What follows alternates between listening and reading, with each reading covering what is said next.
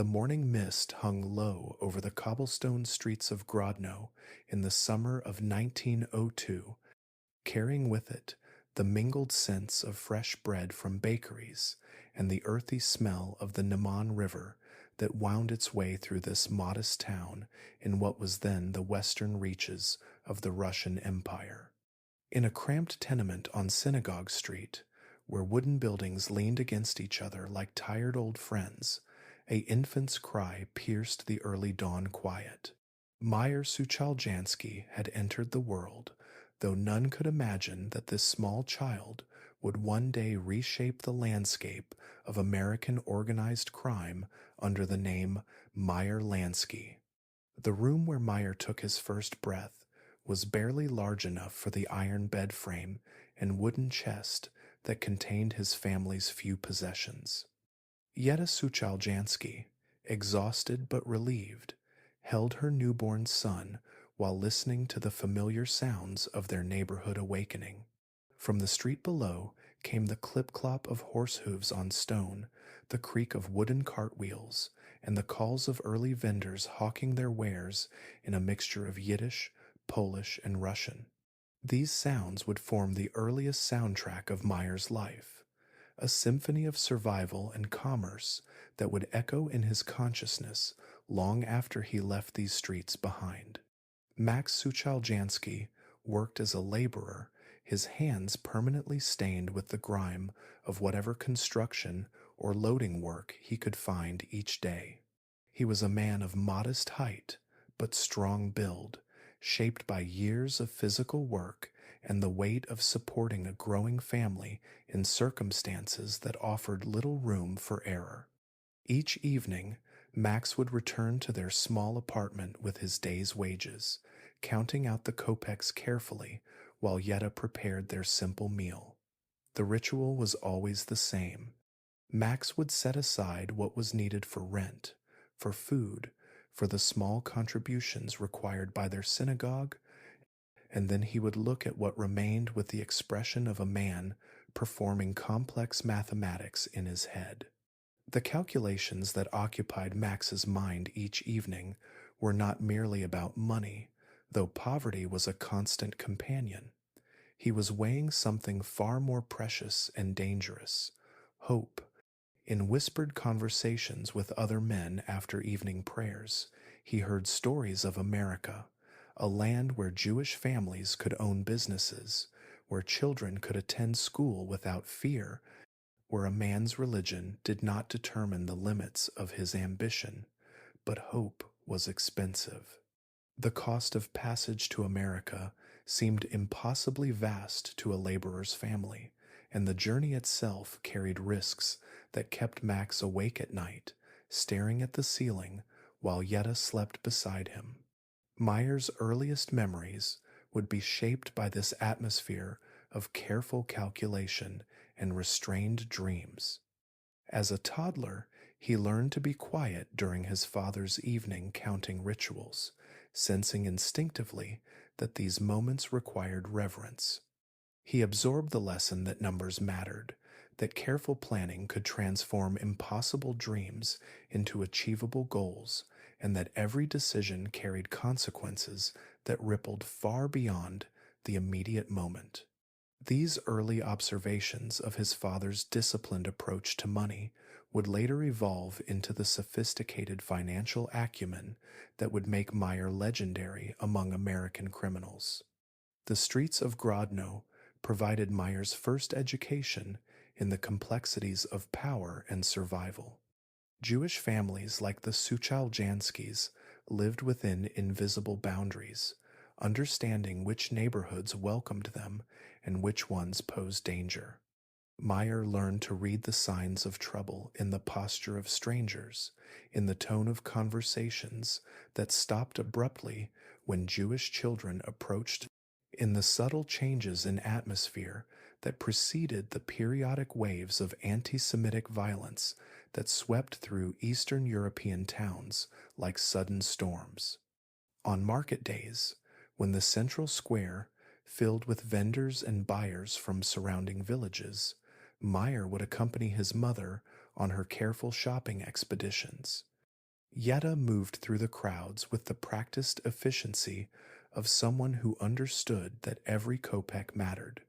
She knew which vendors would give her the freshest vegetables at the best prices, which ones could be trusted to provide fair weight on their scales, and which ones might shortchange a Jewish customer if given the opportunity. Meyer watched these interactions with the keen attention of a child who sensed that survival depended on understanding human nature. The lessons Meyer absorbed in the Grodno marketplace would prove invaluable decades later when he navigated the equally complex world of American organized crime. He learned to observe body language, to detect dishonesty in subtle changes of voice or expression, and to understand that successful negotiation required understanding what the other person truly wanted, not just what they claimed to want. These skills, developed in the innocent context of buying vegetables and haggling over prices, would later serve him in negotiations with some of America's most dangerous criminals. Religion provided both comfort and complexity in Meyer's early world. The Sucha-Woljansky family attended the modest synagogue on their street, where Max served occasionally as a reader when the regular cantor was unavailable. Meyer learned Hebrew letters and basic prayers, but he also absorbed the tension between religious obligation and practical necessity that characterized Jewish life under Tsarist rule. When government officials required bribes for basic services, when survival sometimes demanded working on the Sabbath, when protecting one's family might require compromising religious principles, where did faith end and pragmatism begin? These early theological questions would never fully leave Meyer's mind. Throughout his criminal career, he would maintain certain observances while clearly violating others, creating a personal moral framework that acknowledged both spiritual heritage and practical reality. The cognitive flexibility that allowed him to hold seemingly contradictory beliefs would later serve him well in a profession that required constant adaptation to changing circumstances and complex ethical calculations. Winter in Grodno brought its own challenges and its own beauty. Snow would pile against the wooden shutters of their tenement, and the Neman River would freeze solid enough for children to play on its surface. But winter also meant higher costs for fuel and food, longer periods confined indoors, and increased tensions as economic pressures mounted on families already living at the margins of subsistence. Meyer learned to appreciate the small comforts that made harsh conditions bearable: the warmth of his mother's cooking pot, the golden glow of candlelight during evening prayers, the luxury of an extra blanket on the coldest nights. The contrast between winter's hardships and summer's relative abundance taught Meyer early lessons about the cyclical nature of opportunity and scarcity. He observed how his father worked longer hours during the brief construction season, saving every possible kopeck for the lean months ahead. He watched his mother preserve vegetables and stretch ingredients to make meals last longer. These observations would later influence Meyer's approach to criminal enterprise, where he consistently emphasized long-term planning over immediate gratification, building reserves during profitable periods to survive the inevitable downturns. By the time Meyer reached school age, the Sucha-Woljansky family had made their decision. America represented their best hope for a future where their son could achieve something beyond mere survival. Max had finally accumulated enough savings for passage, though the journey would exhaust their resources and leave them dependent on relatives already established in New York's Lower East Side. The decision was both practical and emotional, representing not just economic calculation, but a fundamental act of faith in possibility over certainty. Meyer's last months in Grodno were colored by the anticipation of departure. The familiar streets began to feel temporary, like scenery in a play that would soon be struck and replaced. He found himself memorizing details he had previously taken for granted. The particular sound his mother's shoes made on the wooden stairs, the way afternoon sunlight slanted through their small window, the voices of neighbors conversing in the courtyard below. These sensory memories would remain vivid throughout his life, providing a foundation of authentic experience that grounded him even as he navigated increasingly artificial and dangerous worlds. The community of Grodno provided Meyer with his final lessons in loyalty and betrayal before the family's departure. In close knit neighborhoods where everyone knew everyone else's business, he observed how information moved through networks of gossip and confidence, how alliances formed and dissolved based on changing circumstances, how trust could be both a valuable asset and a dangerous liability. These observations of small town social dynamics would later inform his understanding of criminal organizations, where personal relationships determined the flow of information, money, and power. As the Suchaljansky family prepared for their journey to America in 1911, 9-year-old Meyer had already absorbed lessons that would shape his entire life. He understood that survival required careful observation of human nature, that success demanded long-term planning and disciplined execution, that loyalty was valuable but must be balanced against practical necessity, and that the world was divided into those who had power and those who did not. These insights, gained in the innocent context of childhood in a small Eastern European town, would soon be tested in the vastly more complex and dangerous environment of New York's immigrant neighborhoods, where a brilliant and ambitious young man would discover that the gap between legal and illegal success was often smaller than the gap between success and failure. The humid August air of 1911 carried the overwhelming cacophony of Ellis Island as 9-year-old Meyer Lansky pressed his face against the ferry rail, watching the massive brick buildings grow larger with each passing moment. The great hall rose before the Suchaljansky family like a cathedral of hope and bureaucracy, its arched windows gleaming in the afternoon sunlight, while thousands of voices created a babel of languages that seemed to merge into one continuous human symphony. Meyer's small hand gripped the rope handle of their single canvas bag containing everything his family owned in America, while his eyes absorbed every detail of this first glimpse into his new world. Inside the great hall, the sensory assault was almost unbearable. The smell of unwashed bodies mixed with disinfectant and fear, while the sound of crying children echoed off the high ceiling. Meyer watched as families were separated into different lines based on mysterious criteria he could not yet understand, observing how some immigrants moved quickly through the process while others waited for hours in apparent confusion. His sharp young mind began cataloging these differences, noting the subtle signs that seemed to determine who received favorable treatment and who did not. When their turn came for the medical examination, Meyer witnessed his first American lesson in the power of money to alter circumstances. A well-dressed man ahead of them in line slipped something into the hand of an official, and suddenly his family's medical inspection became cursory and brief.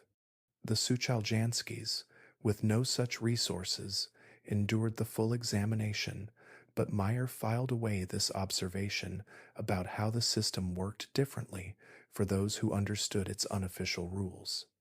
Years later, when he had become a master of such unofficial systems himself, he would remember this moment as his introduction to American pragmatism.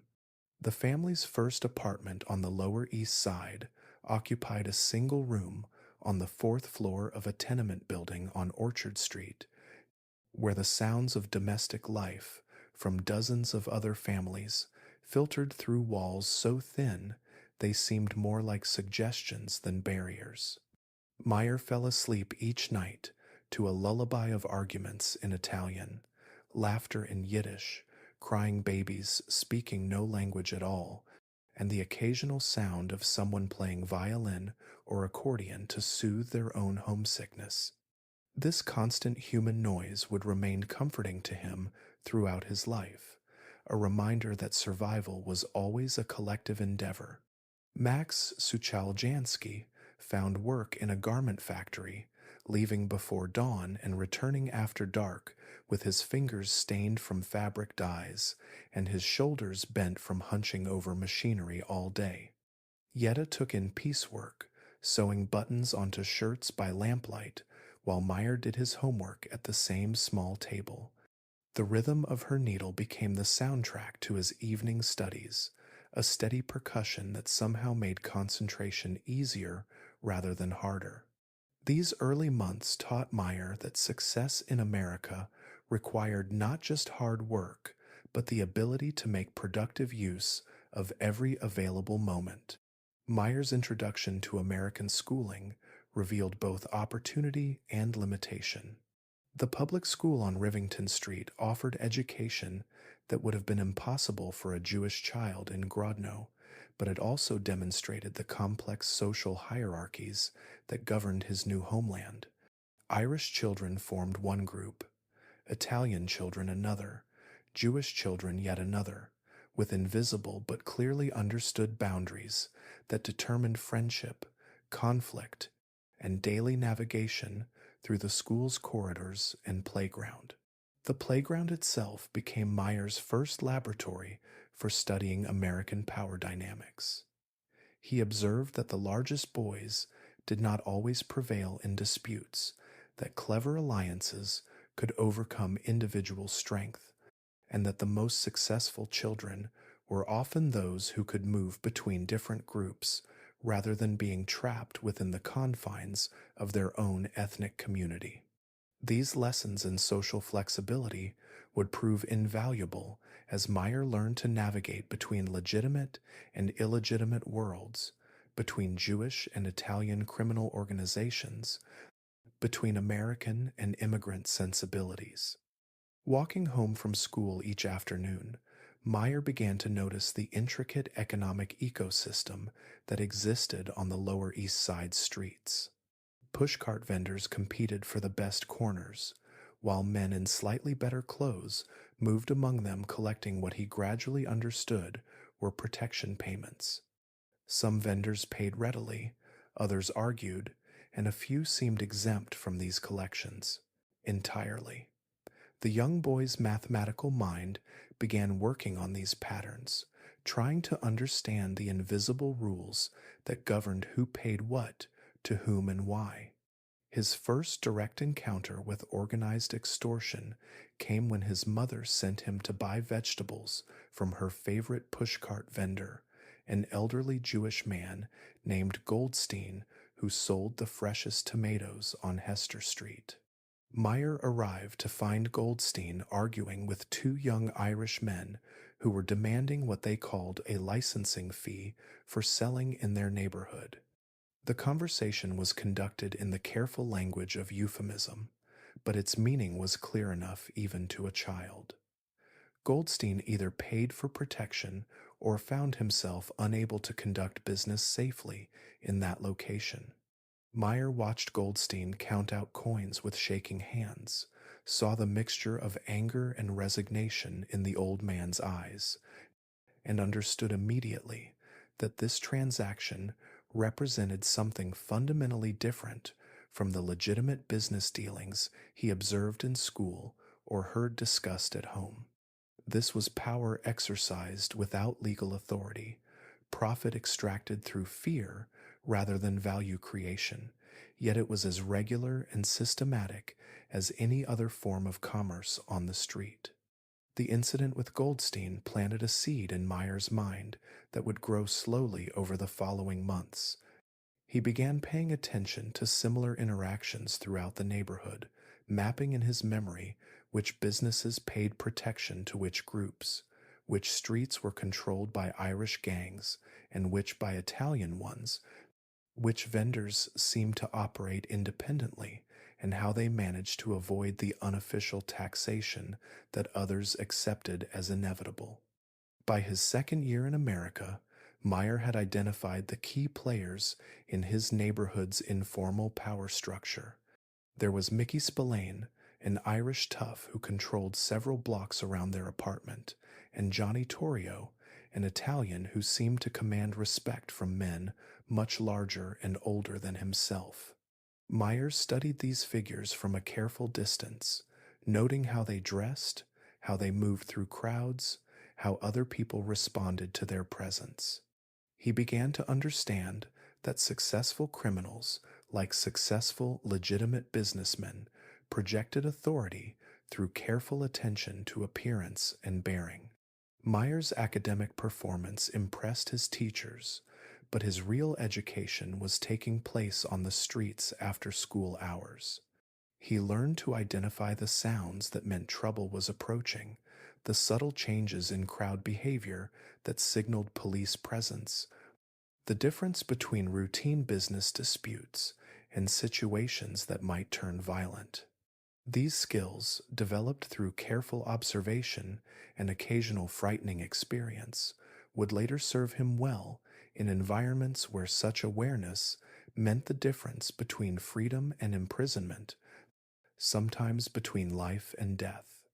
The winter of 1913 brought economic hardship that affected even the illegal enterprises Meyer had been observing. Protection payments decreased as vendors struggled to afford basic inventory, while competition between different groups intensified as their income sources diminished. Meyer watched several street corner disputes escalate into violence, learning important lessons about when negotiation was possible and when force became inevitable. During this difficult period, Meyer made his first tentative connections with other young people who shared his interest in the neighborhood's unofficial economy.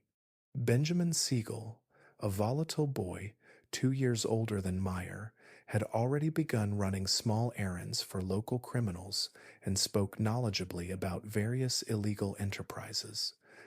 Their friendship would prove to be one of the most significant relationships of Meyer's life, though in these early years it consisted mainly of shared observations and adolescent speculation about criminal careers. Meyer's first criminal act emerged naturally from the economic pressures facing his family and community. When several Jewish vendors on Hester Street complained that they were being forced to pay protection to multiple groups, with different gangs claiming authority over the same territory, Meyer saw an opportunity to apply organizational principles he had absorbed from watching his father manage household finances. He approached the vendors with a simple proposition: for a small fee, significantly less than they were currently paying to multiple extortionists, he would negotiate a single payment arrangement that would satisfy all the competing claims. The logistics of this first criminal enterprise required careful diplomacy and strategic thinking that would characterize Meyer's entire career. He met separately with representatives from the Irish and Italian groups, explaining that the current system was destroying the vendors' profitability and therefore reducing everyone's potential income. By proposing a coordinated approach that would provide predictable payments to all parties while reducing the total burden on the merchants, Meyer demonstrated the principle that would govern his future success. Crime, like legitimate business, worked best when all parties benefited from the arrangement. The success of his protection coordination service provided Meyer with his first taste of criminal profits, but more importantly, it gave him credibility within the neighborhood's informal power structure. At age 11, he had proven that intelligence and organizational ability could be more valuable than physical intimidation. The older criminals who had initially viewed him as merely another neighborhood kid began to see potential in his methodical approach to problem solving. Meyer's parents remained unaware of their son's criminal activities, though they noticed the small improvements in their family's circumstances that his profits made possible. An occasional better cut of meat for dinner, a new pair of shoes before the old ones were completely worn out, small luxuries that Max's factory wages alone could not have provided. Meyer was careful to ensure that his contributions appeared to come from legitimate sources: extra tutoring work, errands for neighbors, any plausible explanation that would not alarm his parents or draw unwanted attention to his activities. As Meyer's 13th birthday approached in 1915, he had established himself as a minor but respected figure in the Lower East Side's criminal ecosystem. His reputation was built not on violence or intimidation, but on his ability to solve complex logistical problems and create arrangements that benefited multiple parties. These skills, developed in the context of petty neighborhood crime, would later scale up to international criminal enterprises worth millions of dollars. The lessons Meyer learned during his first years of criminal activity would shape his entire approach to illegal business throughout his career. He understood that sustainable criminal success required the same careful planning and relationship management as legitimate enterprise, that violence should be used sparingly and strategically rather than as a first resort, and that the most profitable criminal arrangements were those that created value for all participants rather than simply extracting it from victims. These insights, gained on the streets of the Lower East Side, would eventually revolutionize American organized crime and establish Meyer Lansky as one of the most influential criminal minds of the 20th century. The autumn of 1917 brought changes to the Lower East Side that would reshape Meyer Lansky's understanding of criminal possibility. As America entered the Great War, the neighborhood's delicate balance of power shifted like tectonic plates, creating new opportunities for those wise enough to recognize them. Meyer, now 15 and already possessing a reputation for solving complex problems, found himself drawn into increasingly sophisticated criminal enterprises that would serve as his graduate education in the art of organized illegality. The smoke-filled back room of Ratner's Delicatessen on Sunday evenings had become Meyer's informal classroom, where older criminals gathered to discuss business over steaming bowls of borscht and thick slices of rye bread. The conversations were conducted in careful code, mixing legitimate concerns about family and work with oblique references to more questionable activities. Meyer learned to decode these discussions, understanding that when Sammy Goldstein complained about problems with his laundry delivery route, he was actually describing difficulties with his numbers running operation, and when Morris Cohen mentioned delays in his import business, he was referring to complications in smuggling operations from Canada. These Sunday evening sessions provided Meyer with his first systematic education in criminal organization and hierarchy. He observed how information flowed through networks of trust and mutual obligation, how decisions were made through consensus rather than decree, and how disputes were resolved through negotiation backed by the implicit threat of violence. The men who commanded respect in these gatherings were not necessarily the strongest or most ruthless, but those who demonstrated consistent reliability and sound judgment in complex situations. Arnold Rothstein emerged as a figure of particular fascination for Meyer during this period of intense learning. Known throughout New York as the Brain, Rothstein operated from elegant offices in Midtown Manhattan, far removed from the street-level crime of the Lower East Side. Yet his influence reached into every corner of the city's illegal economy. Meyer studied Rothstein's methods with the dedication of a seminary student examining sacred texts, noting how the master criminal maintained relationships with politicians, judges, and police officials while presenting himself to the public as a successful businessman and sportsman. Rothstein's approach to crime represented everything Meyer aspired to achieve: intelligence over brutality, planning over improvisation, and respectability over notoriety. When Rothstein fixed the 1919 World Series, he demonstrated the principle that would guide Meyer's entire career philosophy. The most profitable crimes were those that appeared to be legitimate business transactions, where all parties believed they were benefiting from the arrangement, and where violence was unnecessary because everyone had rational incentives to maintain the system.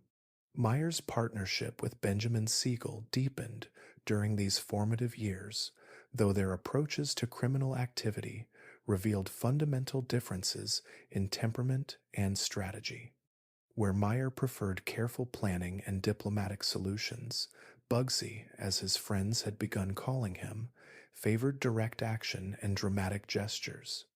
Their complementary skills proved highly effective in the various enterprises they began undertaking together, with Meyer providing strategic guidance, while Bugsy handled situations that required physical intimidation or the credible threat of violence.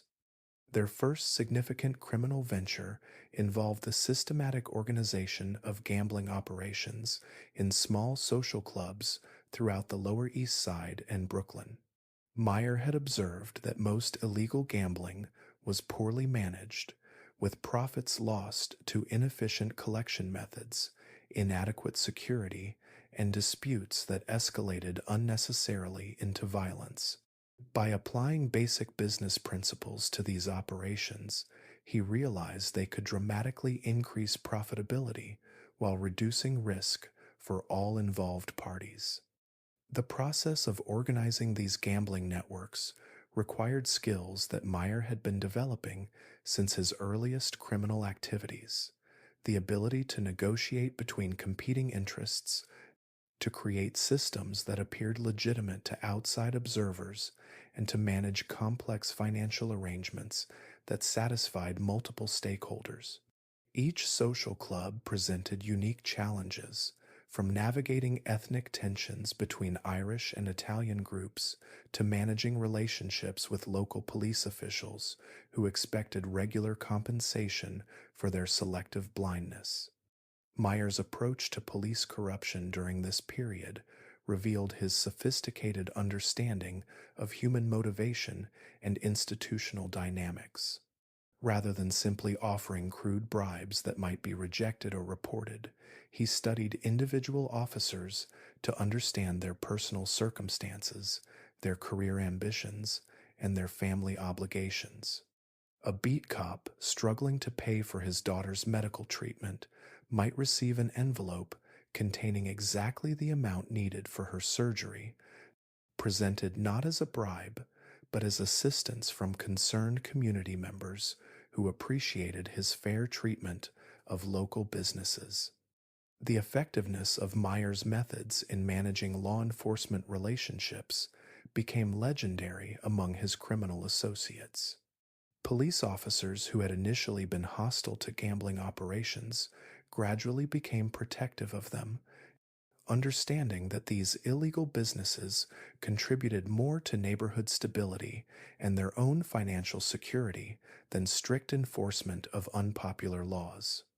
Meyer created a system where corruption felt like community partnership, where illegal activities seemed to serve broader social purposes.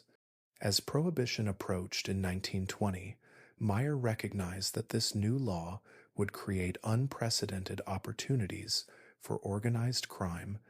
but only for those who could adapt their methods to operate on a much larger scale.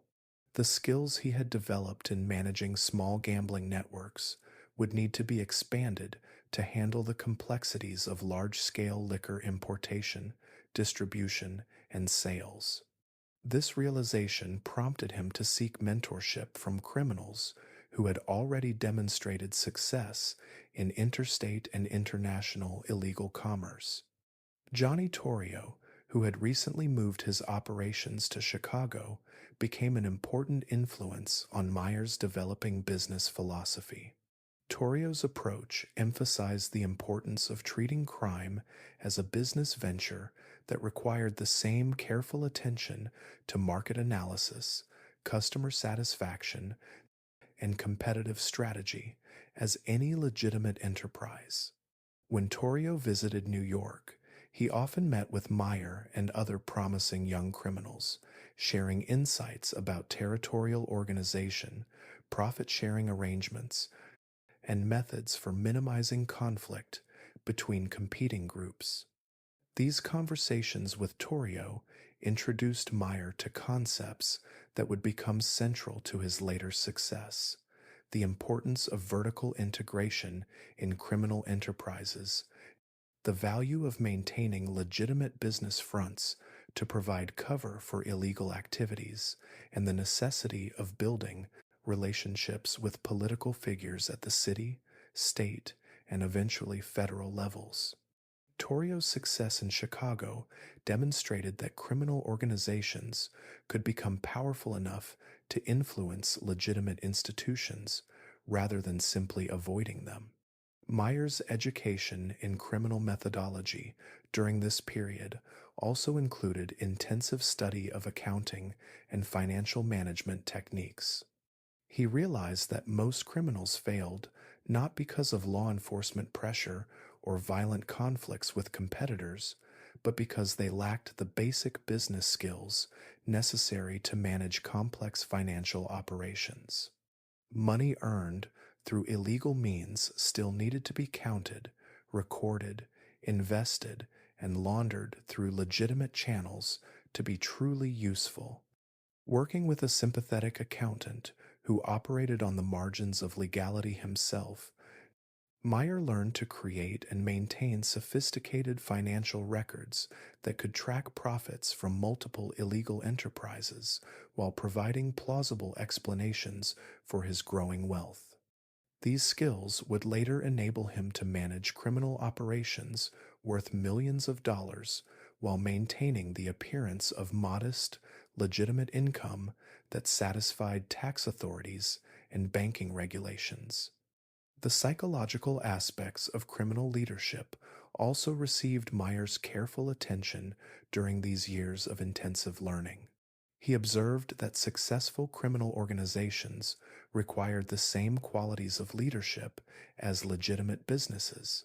the ability to inspire loyalty through fair treatment and shared success,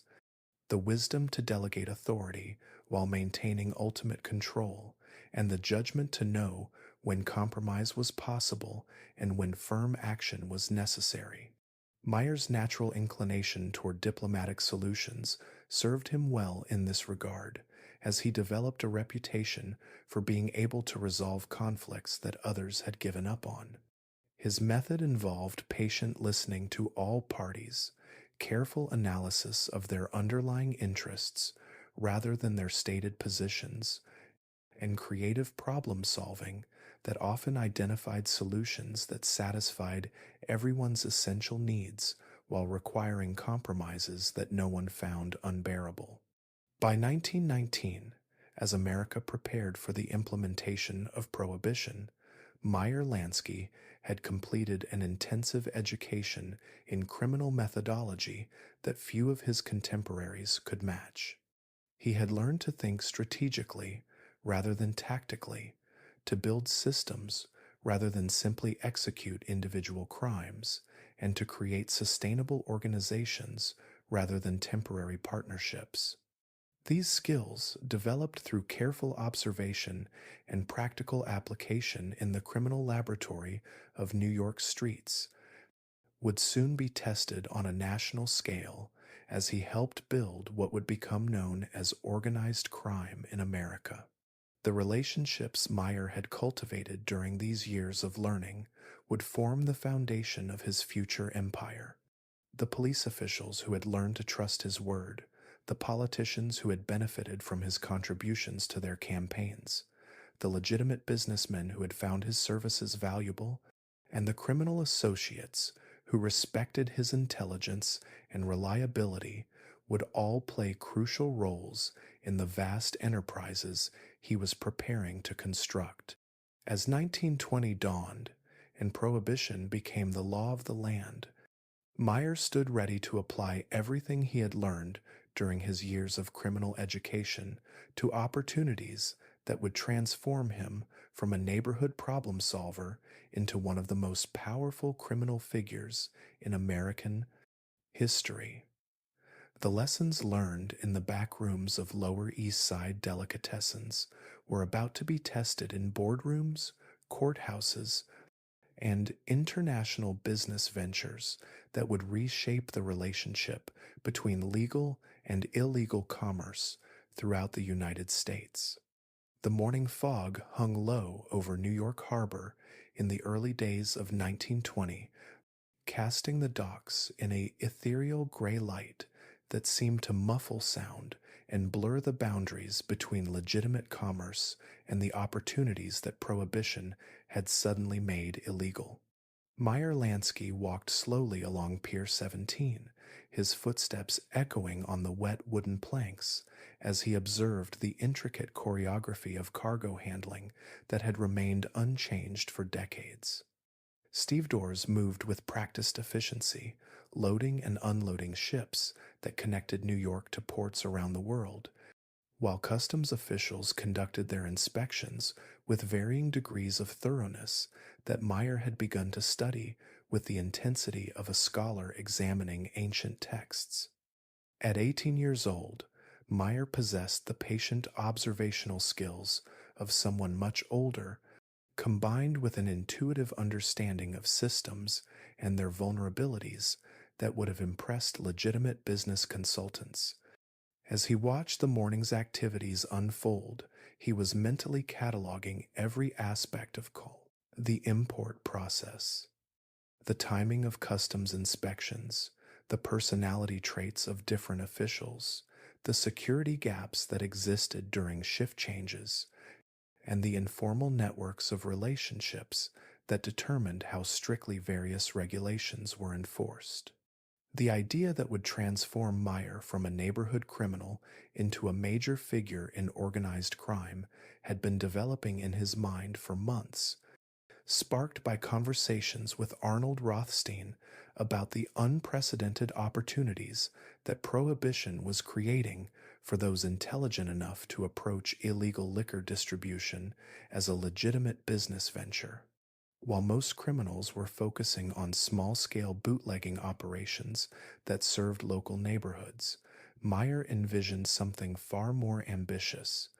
a systematic approach to liquor importation that would supply major distributors throughout the northeastern United States. The concept required solving complex logistical challenges that went far beyond anything Meyer had previously attempted. Large-scale liquor importation demanded reliable suppliers in countries where alcohol remained legal, sophisticated methods for transporting goods across international boundaries, secure storage facilities that could handle massive quantities of merchandise, and distribution networks capable of moving products to customers throughout multiple states. Most challenging of all, the entire operation needed to maintain the appearance of complete legitimacy to avoid attracting the attention of federal law enforcement agencies. Meyer's solution to these challenges reflected the methodical approach he had been developing since his earliest criminal activities. Rather than attempting to create an obviously illegal smuggling operation, he would establish what appeared to be a completely legitimate import business that happened to specialize in products that could be easily converted into alcoholic beverages. The Malaska Corporation, as he decided to name his venture, would import molasses and other sugar products from Caribbean suppliers,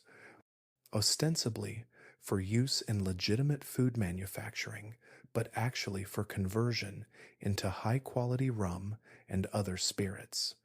The genius of the Malaska concept lay in its exploitation of legal loopholes that Meyer had discovered through careful study of prohibition legislation. While the law prohibited the importation and sale of alcoholic beverages, it contained numerous exceptions for industrial alcohol and products that could theoretically be used for legitimate purposes. Molasses fell into a gray area that sophisticated legal arguments could exploit, particularly when combined with the careful cultivation of relationships with customs officials who were willing to interpret regulations flexibly in exchange for appropriate compensation. Creating the Malaska Corporation required Meyer to develop skills in legitimate business formation that would serve him throughout his criminal career. He studied corporate law with the same intensity he had previously applied to understanding street level criminal operations, learning how to create business structures that provided legal protection while facilitating illegal activities. The corporation needed authentic looking corporate documents, genuine business addresses, real employees who could provide plausible explanations for the company's activities, and banking relationships with institutions that would not scrutinize transactions too carefully. Meyer's choice of partners for the Malaska venture reflected his growing sophistication in criminal organization. Rather than working exclusively with his usual associates from the Lower East Side, he sought out individuals who possessed complementary skills that his operation would require. This included a maritime lawyer who specialized in import regulations, a former customs official who understood enforcement procedures from the inside, and several businessmen who had established relationships with Caribbean suppliers and were willing to bend their ethical standards in exchange for substantial profits. The recruitment process for these partners required Meyer to develop advanced skills in human psychology and motivation that would characterize his entire criminal career. He learned to identify individuals who were vulnerable to corruption through careful observation of their personal circumstances, professional frustrations, and financial pressures. A lawyer struggling with gambling debts might be receptive to lucrative consulting arrangements that required minimal actual work. A customs official passed over for promotion might welcome opportunities to supplement his income while demonstrating his value to people who appreciated his expertise. Meyer's approach to corruption during the Malaska period established patterns that would define his later success in managing large-scale criminal enterprises. Rather than simply offering bribes that might be refused or reported, he created ongoing relationships that provided genuine value to all parties involved. The customs officials who facilitated his importation activities received not just cash payments, but also insider information about legitimate business opportunities, recommendations for their relatives seeking employment, and social connections that enhanced their status within their communities. The first major Malaska shipment arrived in New York Harbor on a humid morning in August 1920. Aboard a freighter that had originated in Barbados and made several stops in Caribbean ports where Meyer's agents had carefully coordinated the loading of cargo that appeared completely legitimate to casual inspection. The manifest described thousands of gallons of molasses intended for a candy manufacturing company in New Jersey, supported by all the appropriate documentation and accompanied by customs declarations that had been prepared with meticulous attention to legal requirements. Meyer observed the unloading process from a distance, his heart beating faster as he watched customs officials conduct their inspection with the casual thoroughness he had learned to expect from officers who had been properly prepared for the shipment's arrival. The entire operation unfolded with the smooth efficiency of legitimate commerce, yet Meyer understood that he was witnessing the birth of what would become one of America's most successful criminal enterprises. The conversion of imported molasses into high quality rum took place in a warehouse facility in Queens that Meyer had leased under the Malaska Corporation name,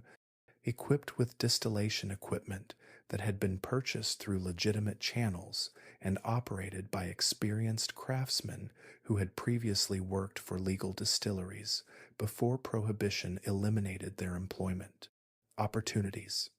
The production process required careful attention to quality control that distinguished Meyer's operation from the crude bootlegging activities that characterized most illegal alcohol production during this period.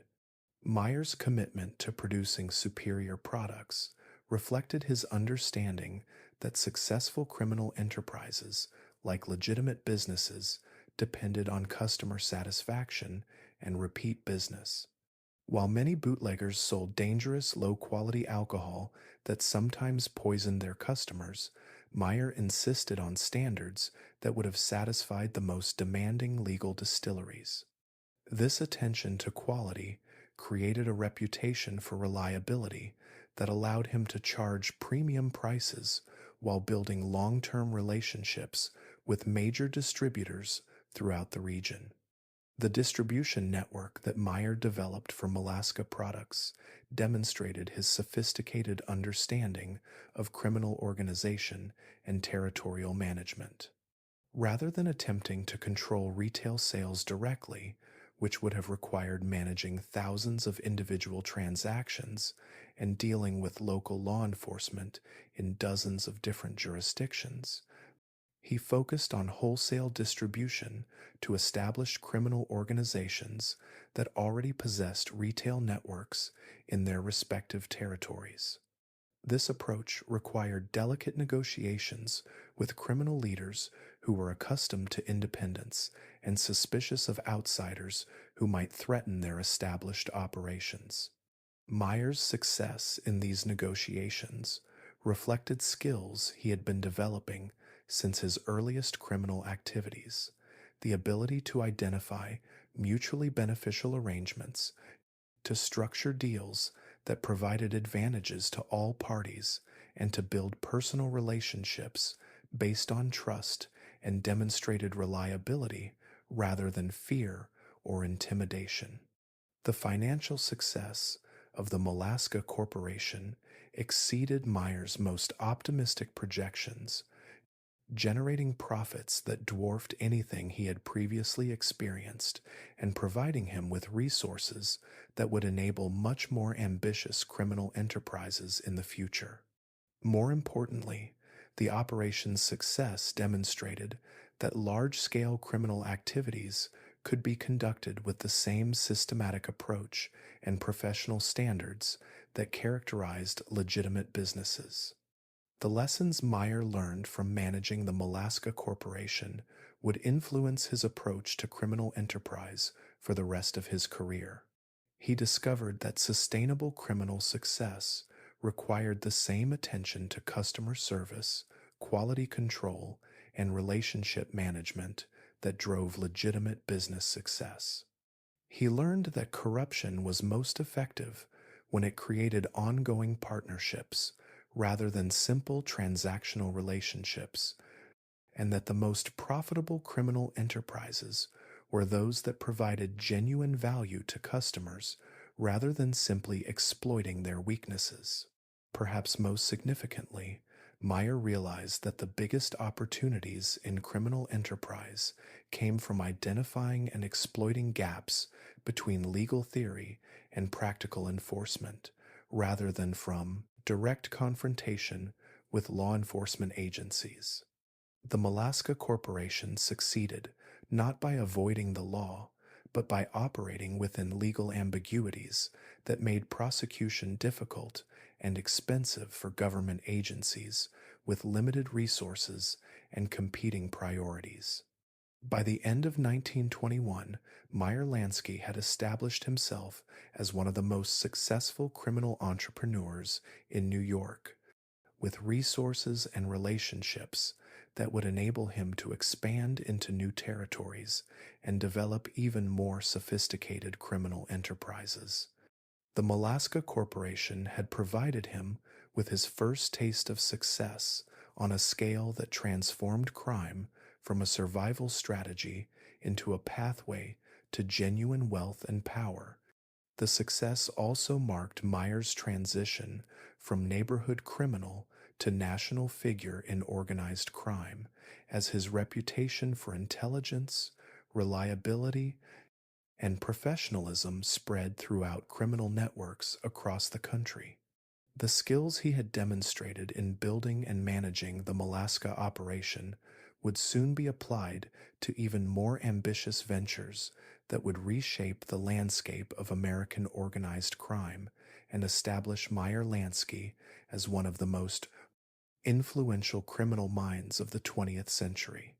The Atlantic City boardwalk stretched into the distance like a ribbon of possibility, its weathered planks warmed by the May sun of 1929 as Meyer Lansky walked slowly toward the Ambassador Hotel.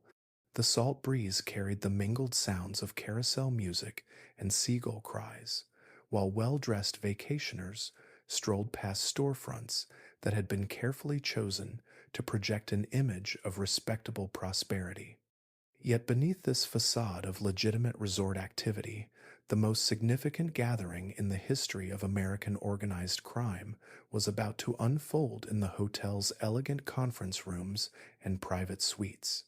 Meyer had spent months preparing for this unprecedented meeting, using his growing network of criminal contacts to extend invitations to the most powerful illegal entrepreneurs from across the United States. The concept was revolutionary in its simplicity, rather than continuing the wasteful territorial wars that had characterized organized crime for decades. Why not create a systematic approach to criminal enterprise that emphasized cooperation over competition, mutual benefit over destructive conflict, and long-term stability over short-term advantage? The attendees who gradually arrived at the Ambassador Hotel represented a cross-section of American criminal leadership that had never been assembled in one location. Al Capone traveled from Chicago with his usual entourage of bodyguards and advisors, his reputation for violence tempered by a genuine appreciation for Meyer's business acumen and diplomatic skills. Frank Costello represented New York's Italian interests, while Dutch Schultz brought his Bronx-based operations into the discussions. From Philadelphia came Nig Rosen and his associates, and from Detroit arrived members of the Purple Gang, who controlled much of the liquor traffic flowing across the Canadian border. The diversity of ethnic backgrounds represented at the Atlantic City Conference reflected Meyer's revolutionary approach to criminal organization. While traditional organized crime had been rigidly segregated along ethnic lines, with Italian, Jewish, and Irish groups maintaining separate territories and operations, Meyer envisioned a future where criminal enterprises could transcend these artificial boundaries and create more efficient, profitable arrangements through systematic cooperation. The hotel suite where the initial meetings took place had been carefully prepared to project an atmosphere of legitimate business conference rather than criminal conspiracy. Round tables were arranged to encourage equal participation rather than hierarchical seating, while stenographers, who had been carefully vetted for discretion, prepared to document agreements in language that could pass for legal business contracts if examined by outside authorities. The room's windows offered views of the ocean that seemed to symbolize the vast opportunities that awaited criminal organizations willing to think beyond their traditional limitations. Meyer's opening presentation to the assembled criminal leaders demonstrated the analytical skills and strategic thinking that had made his reputation throughout the underworld. Using charts and financial projections that would not have looked out of place in a corporate boardroom, he outlined the economic inefficiencies that resulted from territorial warfare, the profit opportunities that remained unexploited due to lack of coordination between groups, and the potential benefits that systematic cooperation could provide to all participants. The core principle underlying Meyer's syndicate concept was elegantly simple. Criminal organizations were most profitable when they functioned as complementary parts of a larger system rather than as competing independent entities. A group that specialized in liquor importation could provide products to organizations that controlled retail distribution, while groups that had developed expertise in political corruption could share their knowledge with others who needed to establish similar relationships in their territories. The practical implementation of these cooperative principles required careful attention to the psychological dynamics that had previously made criminal cooperation so difficult to achieve. Meyer understood that successful criminal leaders were typically individuals with strong personalities and fierce independence, who had achieved their positions through personal courage and ruthless determination. Creating sustainable cooperation among such individuals required structures that preserved their autonomy while providing mechanisms for resolving the inevitable conflicts that would arise. Meyer's solution involved the creation of what would later become known as the commission system, a governing body that would arbitrate disputes between member organizations while respecting the internal autonomy of each group. The commission would consist of representatives from the major criminal organizations meeting regularly to discuss territorial boundaries, resolve conflicts, and coordinate activities that required multi-group cooperation. Most importantly, the Commission would have the authority to enforce its decisions through economic sanctions and, if necessary, coordinated action against organizations that violated agreements. The territorial arrangements negotiated during the Atlantic City meetings reflected Meyer's sophisticated understanding of criminal economics and geography. Rather than simply dividing the country into exclusive territories that might create artificial scarcities, the syndicate structure created overlapping zones of influence that allowed multiple organizations to operate in the same geographic areas while specializing in different types of criminal activity. A city like New York might have separate organizations controlling gambling, labor racketeering, and narcotics distribution, with coordination mechanisms that prevented destructive competition while encouraging innovation and efficiency. Frank Costello emerged as one of Meyer's most valuable allies during these negotiations, bringing both the prestige of representing traditional Italian-American organized crime and the practical experience of managing complex, multi-ethnic criminal operations in New York. Costello's support provided crucial credibility for Meyer's proposals among participants who might otherwise have dismissed them as the theoretical speculations of someone who lacked sufficient experience in large-scale criminal enterprise. Al Capone's participation in the Atlantic City Conference proved more complex and ultimately more revealing of the challenges that the syndicate concept would face in practical implementation. While Capone appreciated the potential benefits of systematic cooperation, his temperament and operational style were fundamentally incompatible with the diplomatic approach that Meyer's system required. The Chicago boss preferred direct action to negotiation, intimidation to persuasion, and dramatic gestures to careful planning. The discussions that took place over several days in Atlantic City revealed both the promise and the limitations of Meyer's syndicate concept. When participants focused on specific business opportunities or operational challenges, the benefits of cooperation were obvious and compelling. Sharing information about law enforcement activities, coordinating shipments to maximize efficiency, and pooling resources for major ventures clearly offered advantages that no individual organization could achieve independently.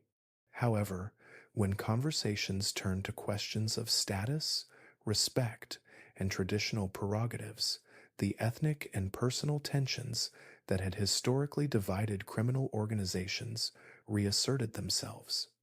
Italian participants occasionally expressed skepticism about taking strategic guidance from Jewish associates,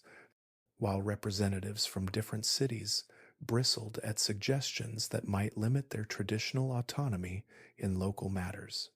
Meyer's diplomatic skills were tested repeatedly as he navigated these sensitive discussions, finding compromises that satisfied essential interests while avoiding confrontations that could derail the entire enterprise. His success in managing these negotiations demonstrated the combination of patience, intelligence, and psychological insight that would characterize his criminal leadership throughout his career. The financial arrangements that emerged from the Atlantic City meetings established precedents that would govern organized crime economics for decades.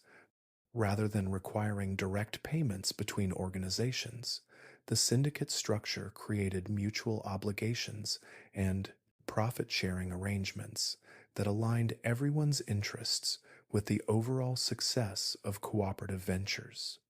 Organizations that provided services to syndicate members received compensation through preferential access to profitable opportunities rather than direct cash payments, creating incentives for continued cooperation while minimizing the cash flows that might attract government attention. The dispute resolution mechanisms developed during these negotiations reflected Meyer's understanding that sustainable criminal cooperation required alternatives to violence for resolving conflicts. The traditional approach to criminal disputes involved escalating confrontations that often resulted in expensive wars that damaged all participants while providing opportunities for law enforcement to exploit criminal divisions. The syndicate's arbitration procedures offered structured methods for resolving disagreements that preserved relationships while providing fair solutions to complex problems. By the conclusion of the Atlantic City Conference, Meyer had succeeded in creating the organizational framework that would transform American organized crime from a collection of competing ethnic gangs into a sophisticated criminal corporation with national scope and systematic operating fire procedures. The agreements reached during these meetings established territorial boundaries that would minimize destructive competition, created communication networks that would facilitate ongoing cooperation, and instituted governing structures that would provide stability and continuity even as individual leaders retired or were eliminated. The personal relationships that Meyer cultivated during the Atlantic City meetings would prove to be among his most valuable assets throughout his criminal career. The trust and respect he earned from criminal leaders across the country provided him with influence that extended far beyond his direct control, while the reputation for fairness and intelligence he established during the negotiations made him a natural mediator for future disputes within the syndicate structure. The success of the Atlantic City Conference marked Meyer's emergence as one of the most influential figures in American organized crime, respected not for his capacity for violence or his territorial control, but for his ability to create systems that benefited everyone involved. The syndicate structure he had envisioned and helped implement would survive for decades, adapting to changing circumstances while maintaining the core principles of cooperation, mutual benefit, and systematic organization that reflected Meyer's fundamental approach to criminal enterprise. As the participants gradually departed Atlantic City to return to their respective territories and implement the agreements they had negotiated, Meyer remained behind for several additional days,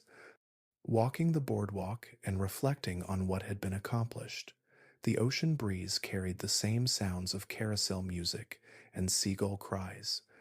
but the criminal landscape of America had been permanently altered by the conversations that had taken place in the Ambassador Hotel's elegant conference rooms. The autumn of 1930 brought an unsettling tension to the streets of New York's Italian neighborhoods,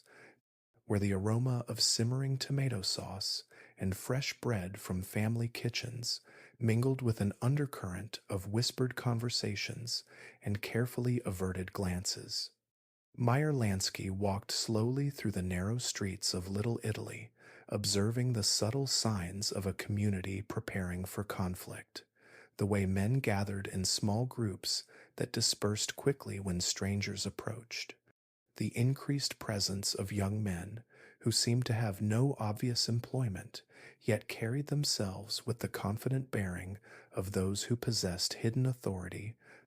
and the careful neutrality that longtime residents adopted when discussing recent changes in neighborhood leadership.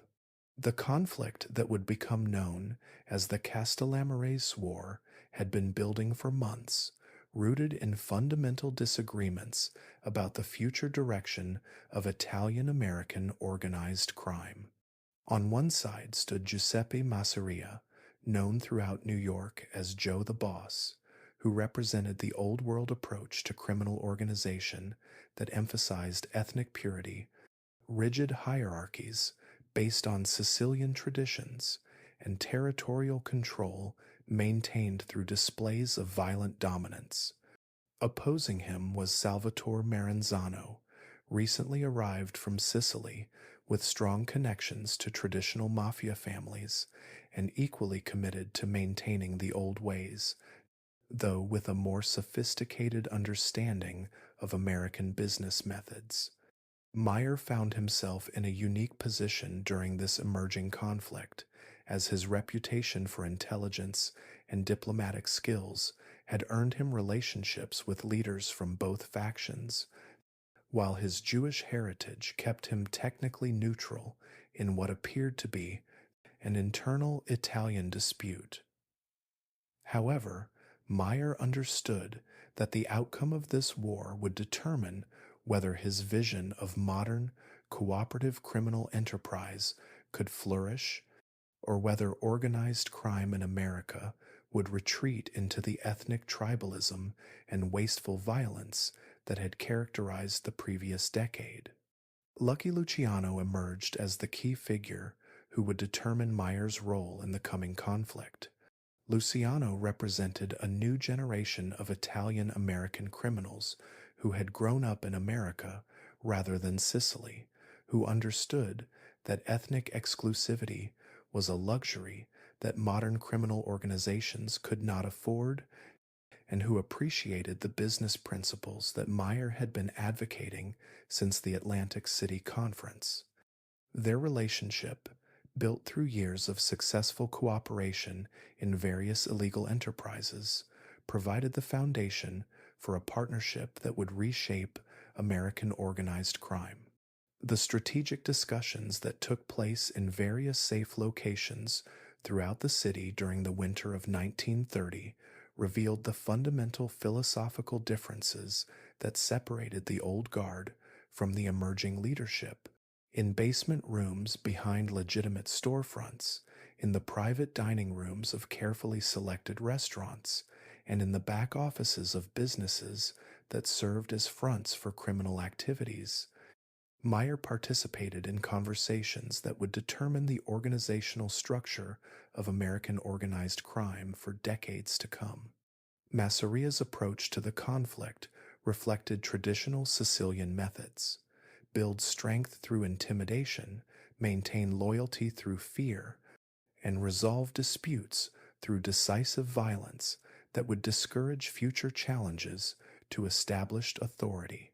His organization operated through rigid chains of command that brooked no dissent, ethnic boundaries that excluded potential allies, and territorial arrangements that emphasized control over cooperation.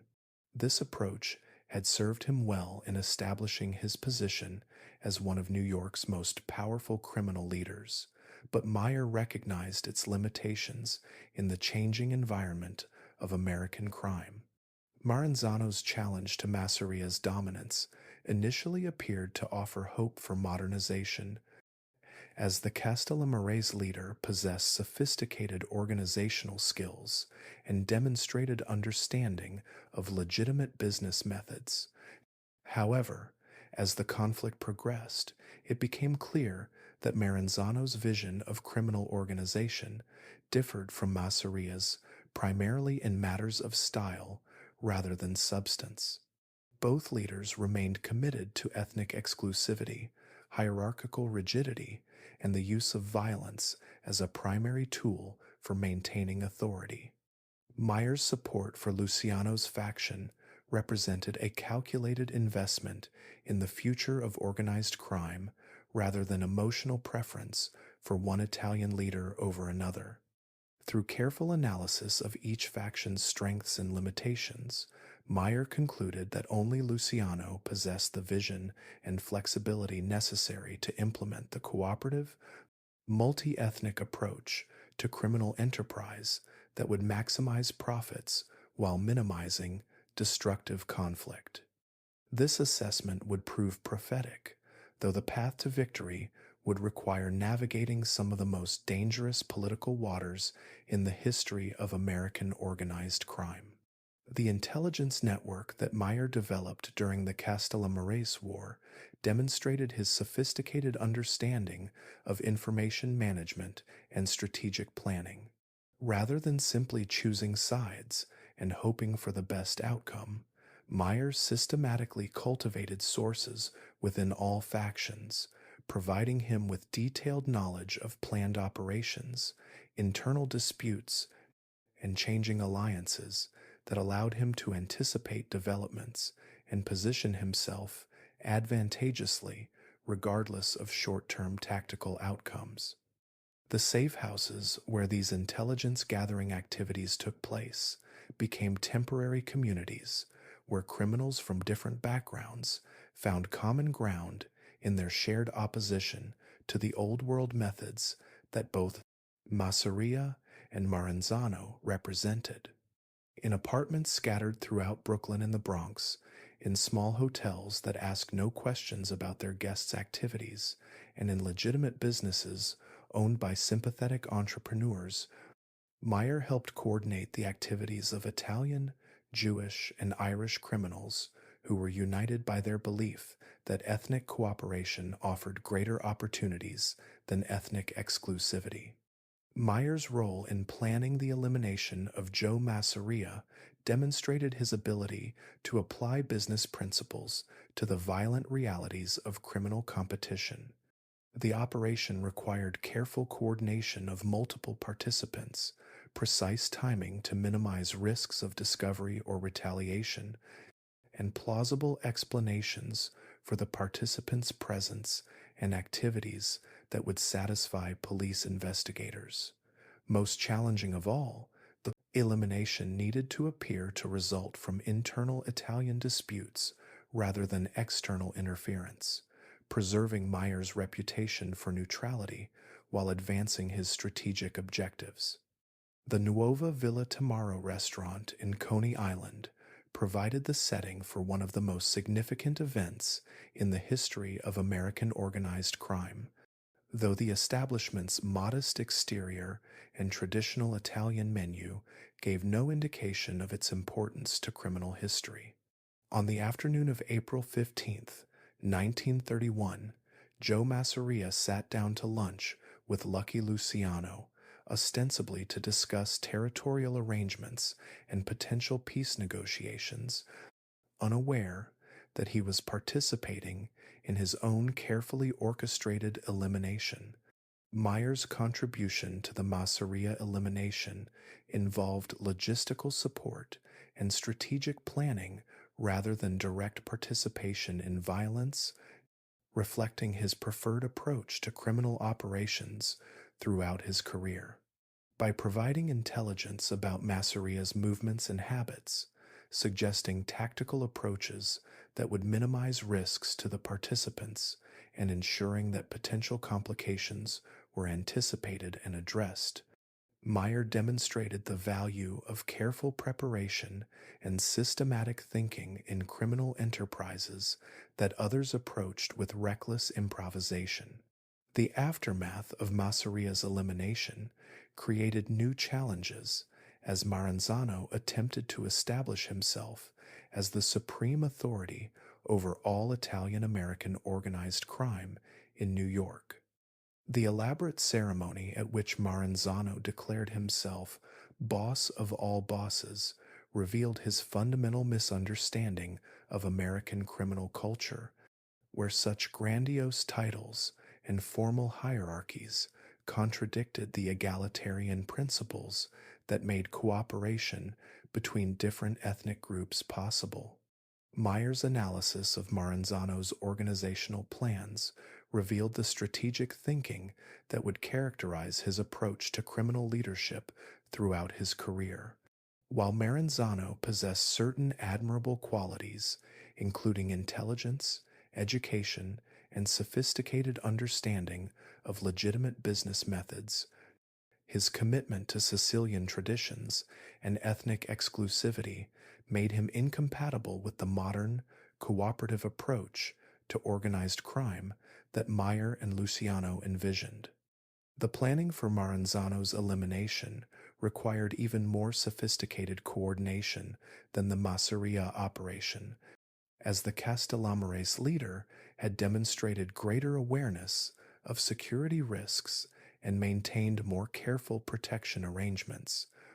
The operation needed to appear legitimate to outside observers while eliminating not just Maranzano himself, but also his key lieutenants who might attempt to continue his policies. Most importantly, the elimination needed to clear the way for the implementation of the commission system that Meyer had been advocating since the Atlantic City Conference. The events of September 10, 1931, when Maranzano and several of his associates were eliminated simultaneously in carefully coordinated operations across New York, marked the end of the old world approach to Italian American organized crime and the beginning of the modern syndicate system that would govern criminal cooperation for decades. Meyer's role in planning and coordinating these operations demonstrated his evolution from neighborhood criminal to national strategic thinker. The commission system that emerged from the resolution of the Castellamarese War reflected the organizational principles that Meyer had been developing since his earliest criminal activities: cooperation over competition, systematic planning over improvised violence, and mutual benefit over zero-sum territorial control.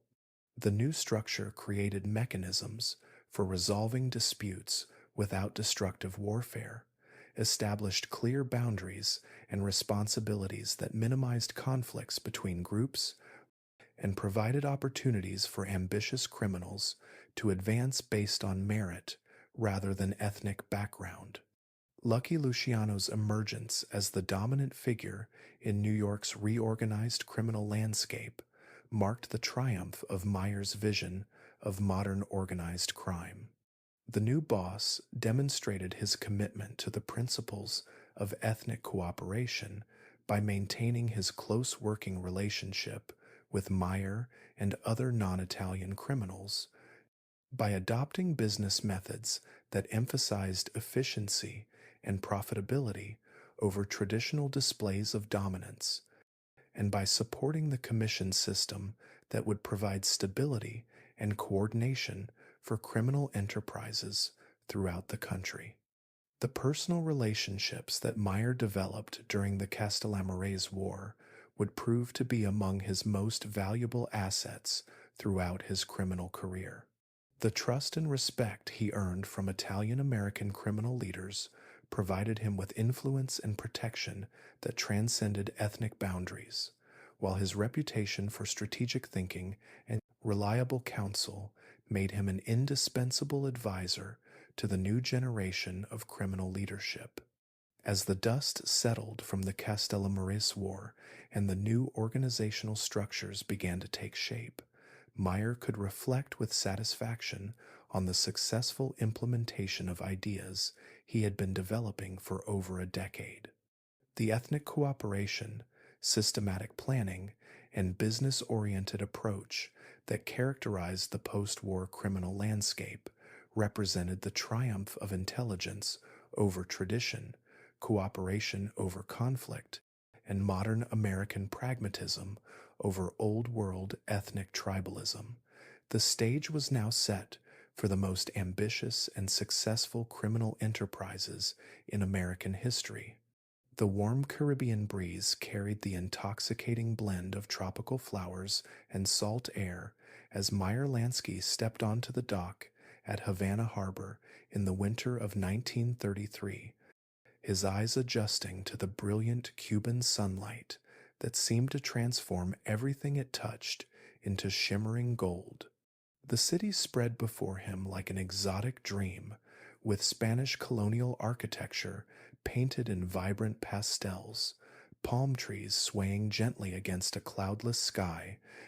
and the distant sound of music drifting from waterfront cafes, where locals and tourists mingled in an atmosphere of perpetual celebration. This first visit to Cuba represented more than a simple expansion of Meyer's criminal interests. It marked his recognition that the future of organized crime lay not just in controlling American cities,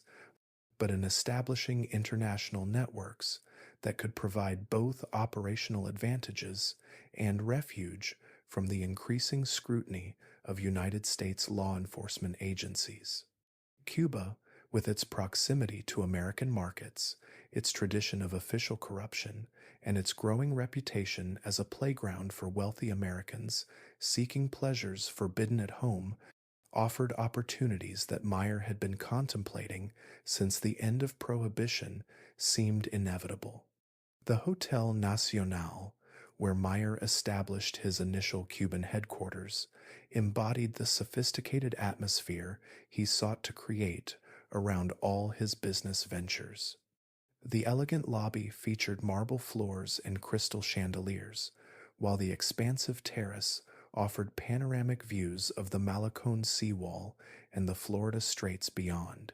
Wealthy tourists from New York and Miami mingled with Cuban aristocrats and government officials, creating the perfect environment for the kind of discreet business relationships that Meyer specialized in developing.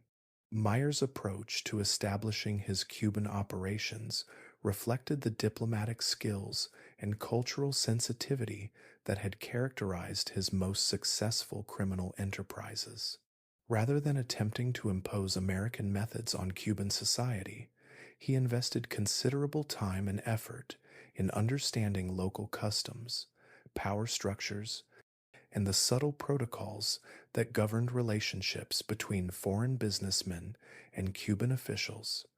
This patient approach would prove essential to his long-term success in a country where personal relationships often mattered more than formal contracts.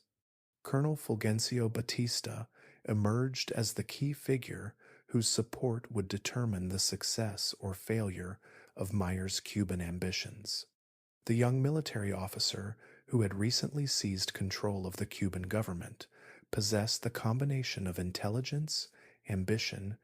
and pragmatic corruption that made him an ideal partner for Meyer's carefully planned expansion into Caribbean gambling operations.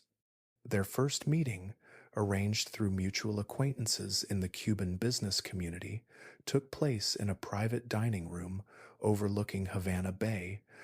where the conversation was conducted with the elaborate courtesy that both men understood masked serious negotiations about money, power, and mutual protection. The relationship that developed between Meyer and Batista represented a masterpiece of criminal diplomacy, where both parties provided genuine value to each other while maintaining plausible explanations for their association that would satisfy public scrutiny. Meyer offered not just cash payments, but access to American business networks, sophisticated financial advice, and connections to legitimate enterprises that could enhance Cuba's economic development.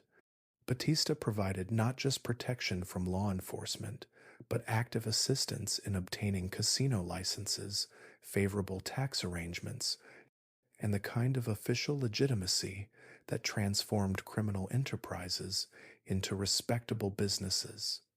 The first major project that emerged from the Meyer Batista partnership was the complete renovation of the casino facilities at the Hotel Nacional, transforming a modest gambling operation that catered primarily to wealthy tourists into a sophisticated entertainment destination that would attract visitors from throughout the Americas.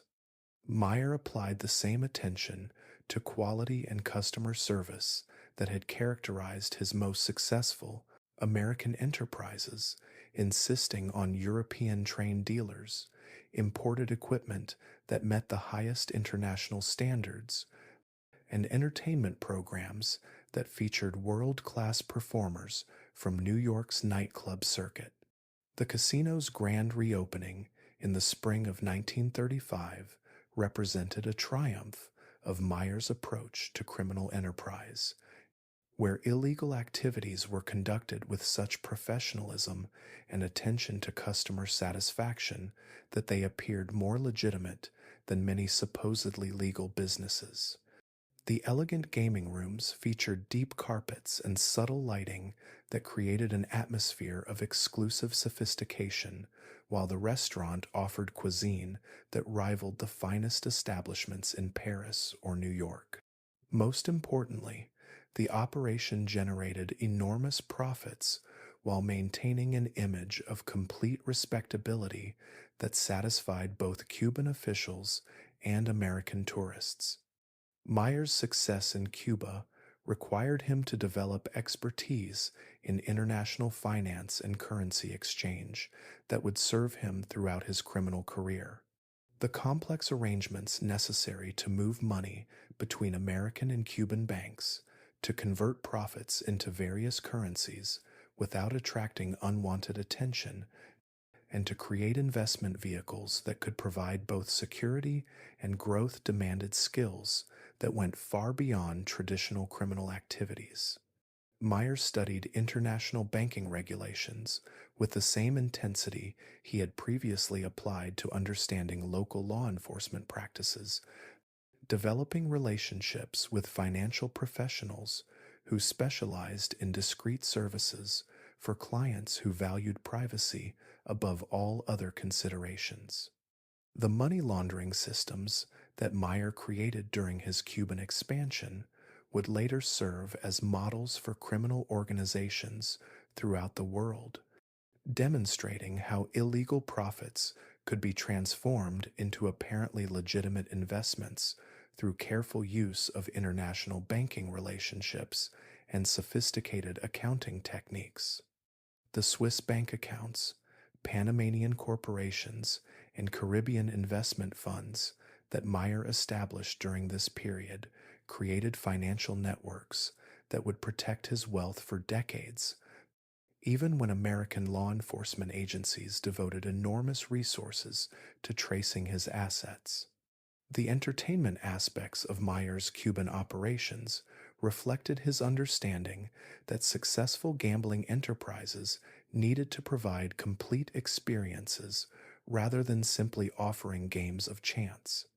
The nightclub that he developed adjacent to the Hotel Nacional Casino featured performers from Broadway shows, jazz musicians from Harlem's most famous venues, and dance orchestras that attracted crowds of both tourists and sophisticated Cubans who appreciated high quality entertainment. These shows provided legitimate cover for the casino operations while generating additional profits and creating the kind of glamorous atmosphere that made customers feel they were participating in something special and exclusive. Meyer's expansion beyond the Hotel Nacional to other Cuban properties demonstrated his systematic approach to building comprehensive entertainment empires rather than simply operating individual gambling establishments. The Tropicana, which became his most ambitious Cuban project, featured outdoor gaming areas nestled among tropical gardens, elaborate floor shows with dozens of dancers and musicians, and dining facilities that served both traditional Cuban cuisine and international specialties.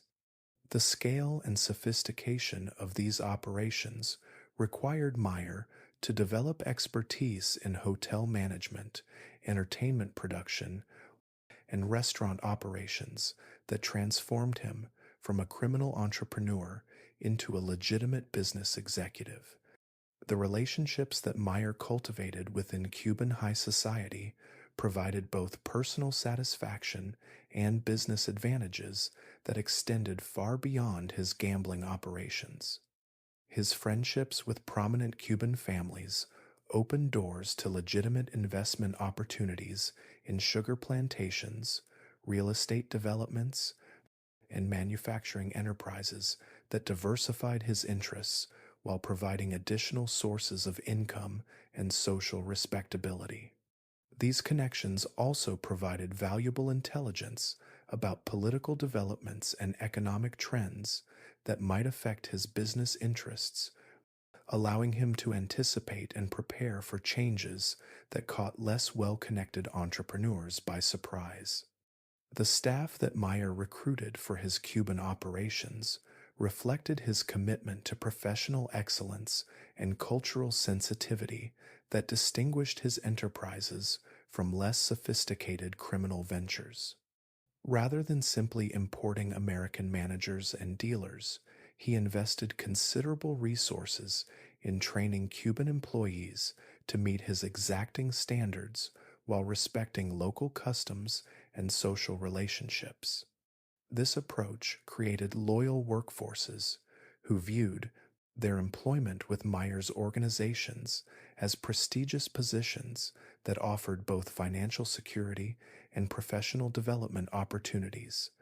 Meyer's Cuban success attracted attention from criminal organizations throughout the Americas, creating opportunities for partnerships and joint ventures that expanded his influence far beyond the borders of any single country. Colombian suppliers who provided high quality products for his restaurants, Mexican entertainers who performed in his nightclubs,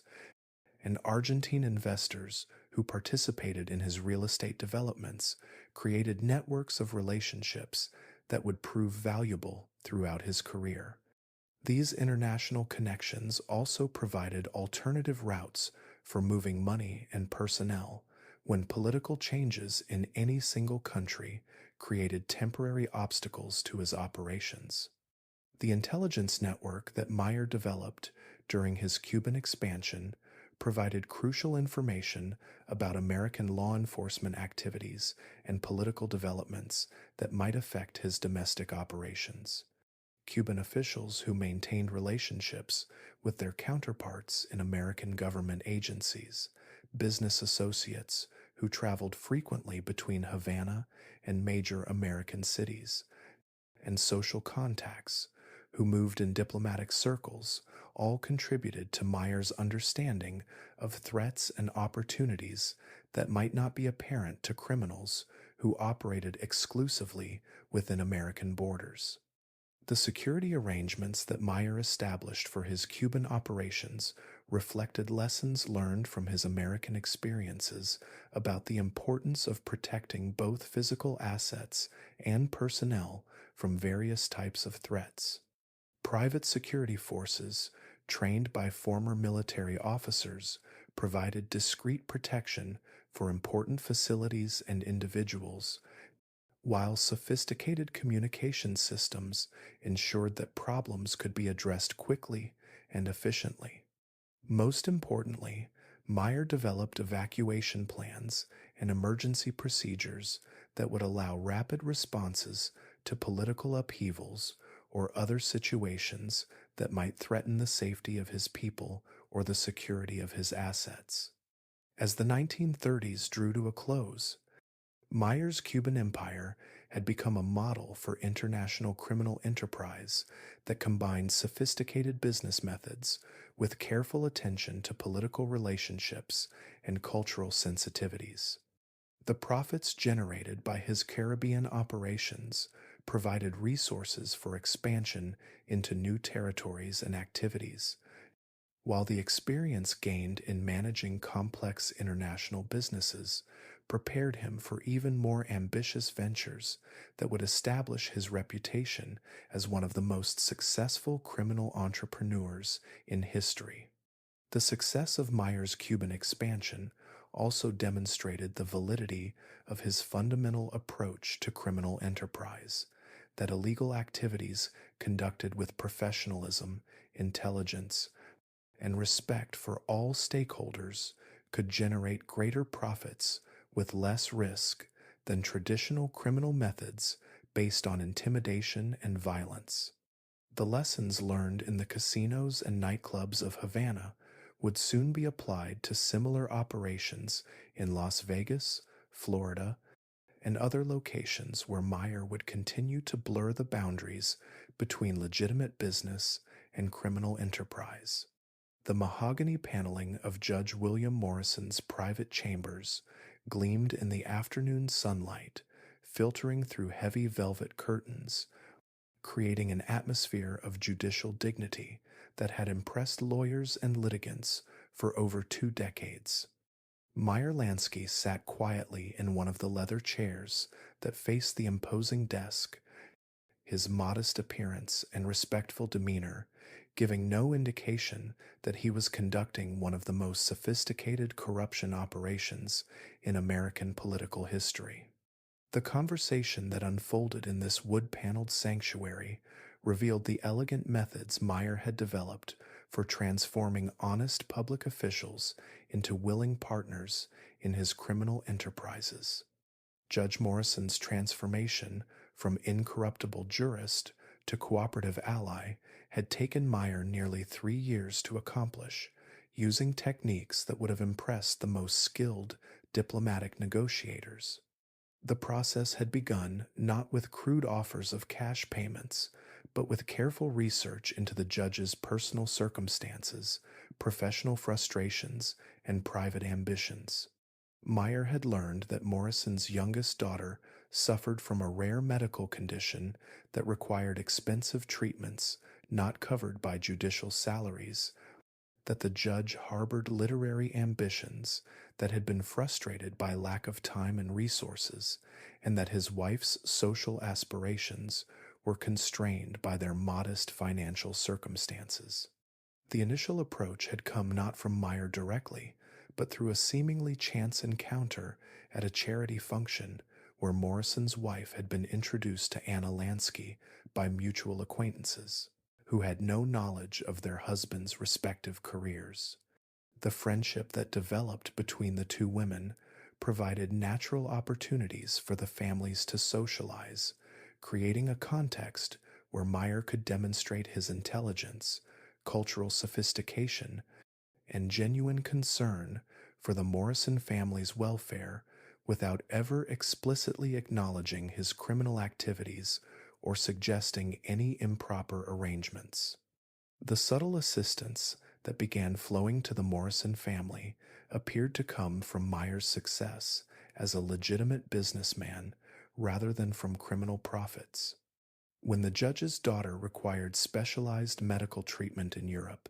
Meyer's travel agent happened to have connections that could arrange favorable accommodations and introductions to the finest medical specialists. When Morrison expressed interest in writing a book about judicial history, Meyer's publishing contacts were able to provide advice about research methods and manuscript preparation. When Mrs. Morrison mentioned her desire to redecorate their home. Meyer's interior designer was available to provide consultations at substantial discounts.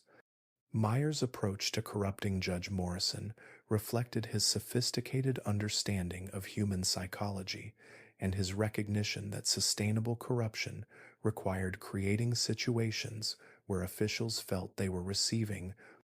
assistance from friends rather than payments from criminals. The judge gradually found himself in a web of obligations and gratitude that made it increasingly difficult to maintain strict neutrality when cases involving Meyer's associates came before his court. The transformation was so gradual and appeared so natural that Morrison himself may not have fully recognized the extent to which his judicial independence had been compromised. The network of corruption that Meyer developed during the late 1930s extended throughout the New York court system, from municipal judges who handled minor gambling arrests to federal prosecutors who made decisions about which cases received priority attention. Each relationship was carefully cultivated using methods appropriate to the individual's personality, circumstances, and vulnerabilities. The techniques that worked with ambitious young prosecutors seeking political advancement differed significantly from those required to influence veteran police detectives approaching retirement with concerns about their pension. Security. Detective Captain Thomas O'Brien represented a different type of corruption challenge, as his reputation for personal honesty was matched by his genuine commitment to law enforcement and his suspicion of criminals who attempted to buy police protection. Meyer's approach to O'Brien required patience and psychological insight, as direct attempts at bribery would have been rejected and probably reported to internal affairs investigators. Instead, Meyer focused on creating situations where the detective's law enforcement objectives aligned with Meyer's business interests, making cooperation appear to serve legitimate police purposes rather than criminal ones. The breakthrough in establishing a relationship with O'Brien came when Meyer provided information about rival criminal organizations that were engaging in activities that genuinely threatened public safety. The intelligence was carefully selected to eliminate competitors while appearing to demonstrate Meyer's civic responsibility and willingness to cooperate with law enforcement against truly dangerous criminals. O'Brien's successful investigations based on Meyer's information enhanced the detective's reputation within the police department while creating a foundation of trust and mutual respect that could be carefully expanded. Over time, Meyer's corruption network required sophisticated record keeping that balanced the need for accurate financial tracking with the security concerns created by maintaining written evidence of illegal payments to public officials. The system he developed used coded entries in legitimate business records that appeared to document routine commercial transactions while actually tracking payments to various officials. A payment to Judge Morrison might appear as a consulting fee to a legal research firm, while Detective O'Brien's compensation could be disguised as a security retainer for one of Meyer's legitimate businesses. The psychological profiles that Meyer maintained for each corrupted official contained detailed information about their personalities, motivations, and potential weaknesses that might affect their reliability as criminal partners. He understood that corruption based solely on financial incentives was vulnerable to competitive bidding from rival criminal organizations or moral reformation that might occur due to religious conversion, family pressure, or career advancement that reduced financial pressures. Sustainable corruption required creating emotional and professional bonds that would survive temporary changes in circumstances or competing influences. Mayor James Walker represented the most challenging and potentially rewarding target for Meyer's corruption efforts, as the flamboyant political leader's support could provide protection for criminal operations throughout New York City, while his opposition might trigger comprehensive law enforcement campaigns that could threaten Meyer's entire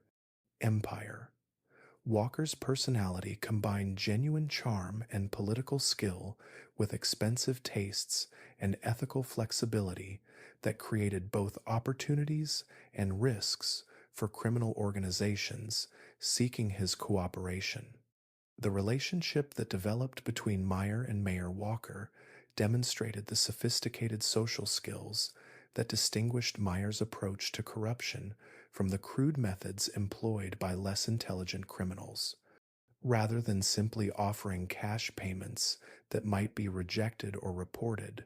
Meyer positioned himself as a successful businessman whose friendship could provide legitimate benefits to the mayor's political career. The charitable contributions that Meyer made to causes supported by Walker, the business connections he provided to the mayor's legitimate associates, and the social introductions he facilitated through his growing network of wealthy contacts all served to create a relationship that appeared completely proper to outside observers.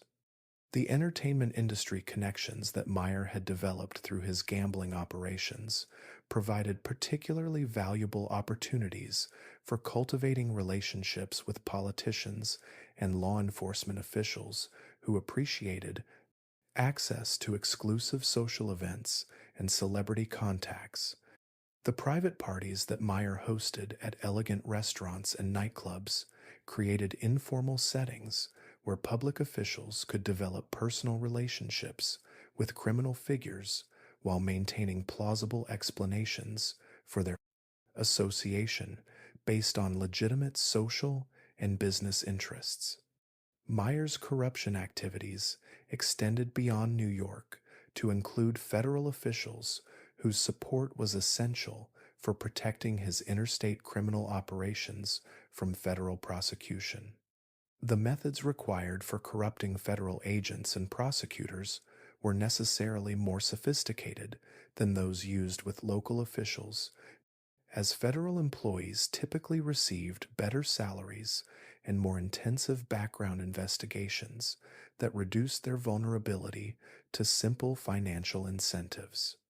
Success required identifying officials whose personal circumstances, career ambitions, or ideological beliefs created opportunities for the kind of subtle influence that characterized Meyer's most successful corruption efforts. The relationship between Meyer and certain federal agents was facilitated by the increasingly complex international situation of the late 1930s. As American intelligence agencies began seeking information about criminal organizations that might have connections to foreign governments or subversive political movements.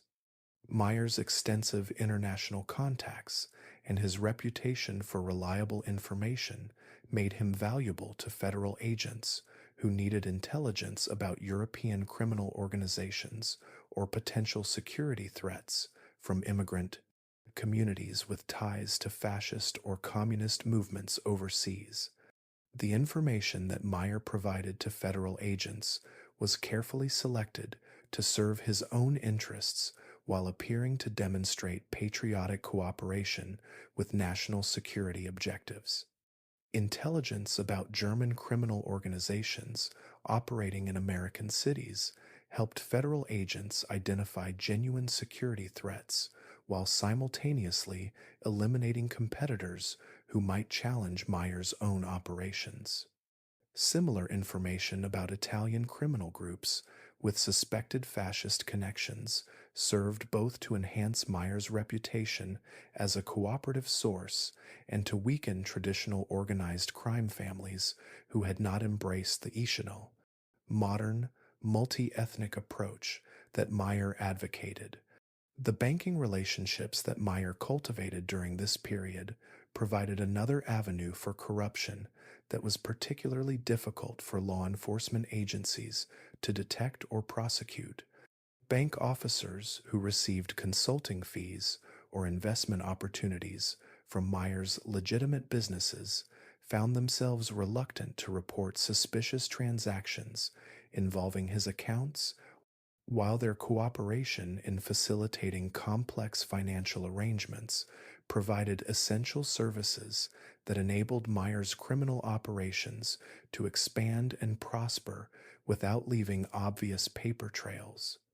The accounting firm that Meyer retained to manage his legitimate business interests also played a crucial role in his corruption network, as the certified public accountants who prepared his tax returns and financial statements possessed intimate knowledge of his true income sources that could have threatened his security if they had chosen to cooperate with law enforcement investigations. The generous retainers that these professionals received, combined with the legitimate business opportunities that Meyer provided to their other clients, created strong incentives for continued cooperation and discretion. The legal profession provided Meyer with perhaps his most valuable corruption targets, as attorneys who represented his interests in various criminal proceedings possessed privileged information about law enforcement strategies and judicial attitudes that could be crucial for protecting his criminal operations. The law firms that Meyer retained received substantial fees for services that sometimes appeared routine, but actually provided essential intelligence and influence that enabled him to avoid prosecution and continue expanding his criminal empire. By the end of the 1930s, Meyer had created a corruption network that extended from neighborhood police officers to federal prosecutors, from municipal judges to prominent banking executives, from local politicians to international business leaders.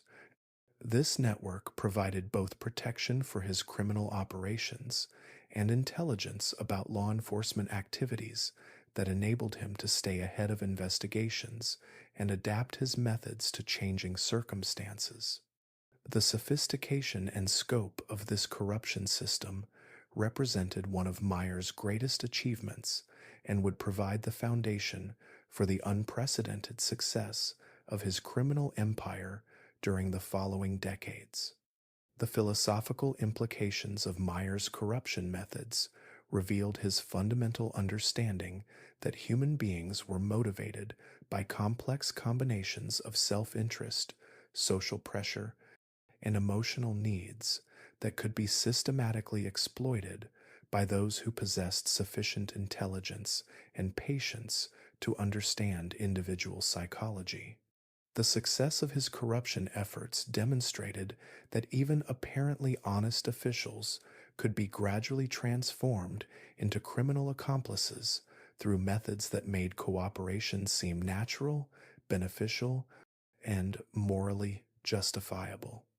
The ocean breeze drifted gently through the open windows of Meyer Lansky's modest Miami Beach apartment on a warm morning in 1949, carrying with it the salt scent of the Atlantic and the distant sounds of early beachgoers beginning their day. Meyer sat at his small breakfast table, methodically reviewing financial reports that documented the previous day's profits from criminal enterprises that now spanned from New York to Las Vegas, from Havana to Hot Springs, Arkansas. The documents spread before him represented an empire that generated millions of dollars annually, yet their neat columns of figures might have been mistaken for the routine paperwork of any successful businessman conducting his morning review of legitimate operations. At 47 years old, Meyer had achieved a level of influence within organized crime that had no historical precedent. His contemporaries in criminal leadership recognized him as the indispensable architect of modern American crime, the strategic mind whose innovations had transformed chaotic ethnic gangs into sophisticated business organizations that operated with the efficiency of major corporations. The title that criminal associates had begun using when referring to Meyer reflected this unique position. The chairman of the board, a designation that acknowledged his role as the supreme coordinator of activities that involved dozens of separate criminal organizations across the United States and several foreign countries. The daily routine that Meyer had established in Miami Beach reflected his careful balance between maintaining visibility as a legitimate businessman and preserving the security necessary for directing complex criminal operations. His morning walks along the beach provided opportunities for casual meetings with associates who appeared to be fellow retirees, enjoying the Florida sunshine, while his afternoon visits to various hotels and restaurants created a pattern of social activity that explained his presence in locations where important business decisions were actually being made through coded conversations and subtle gestures.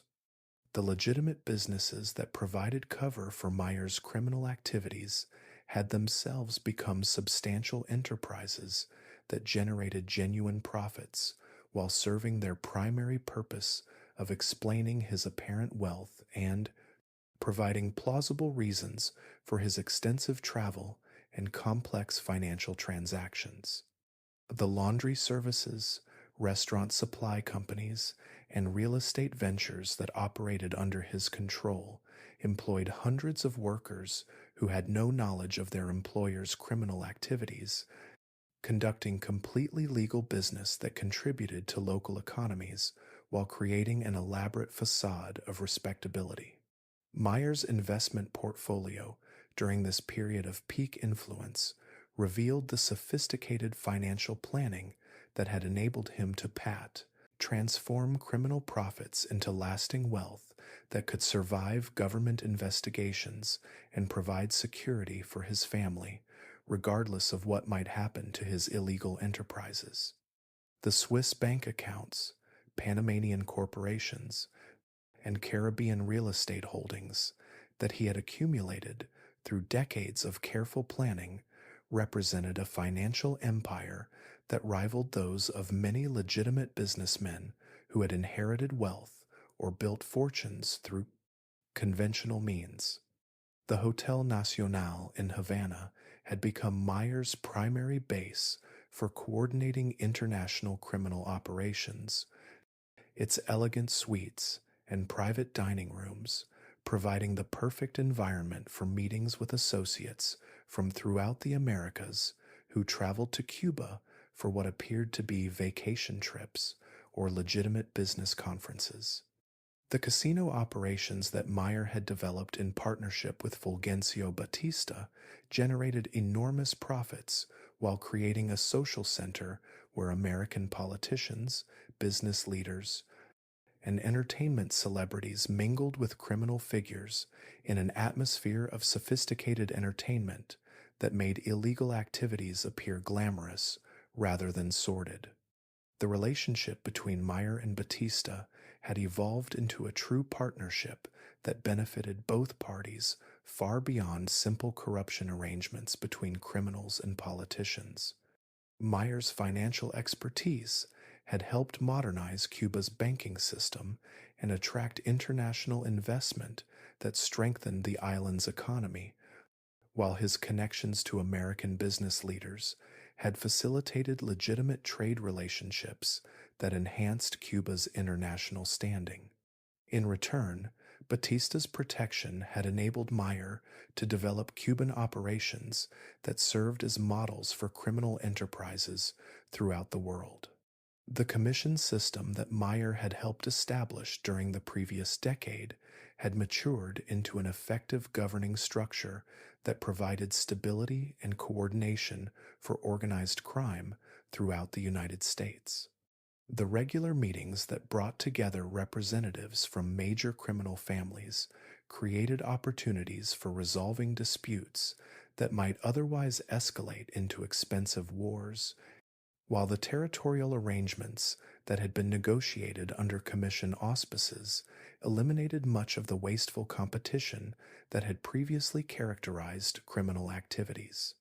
Meyer's role within the commission reflected his unique position as the only major criminal leader who was not affiliated with any particular ethnic group or geographic territory,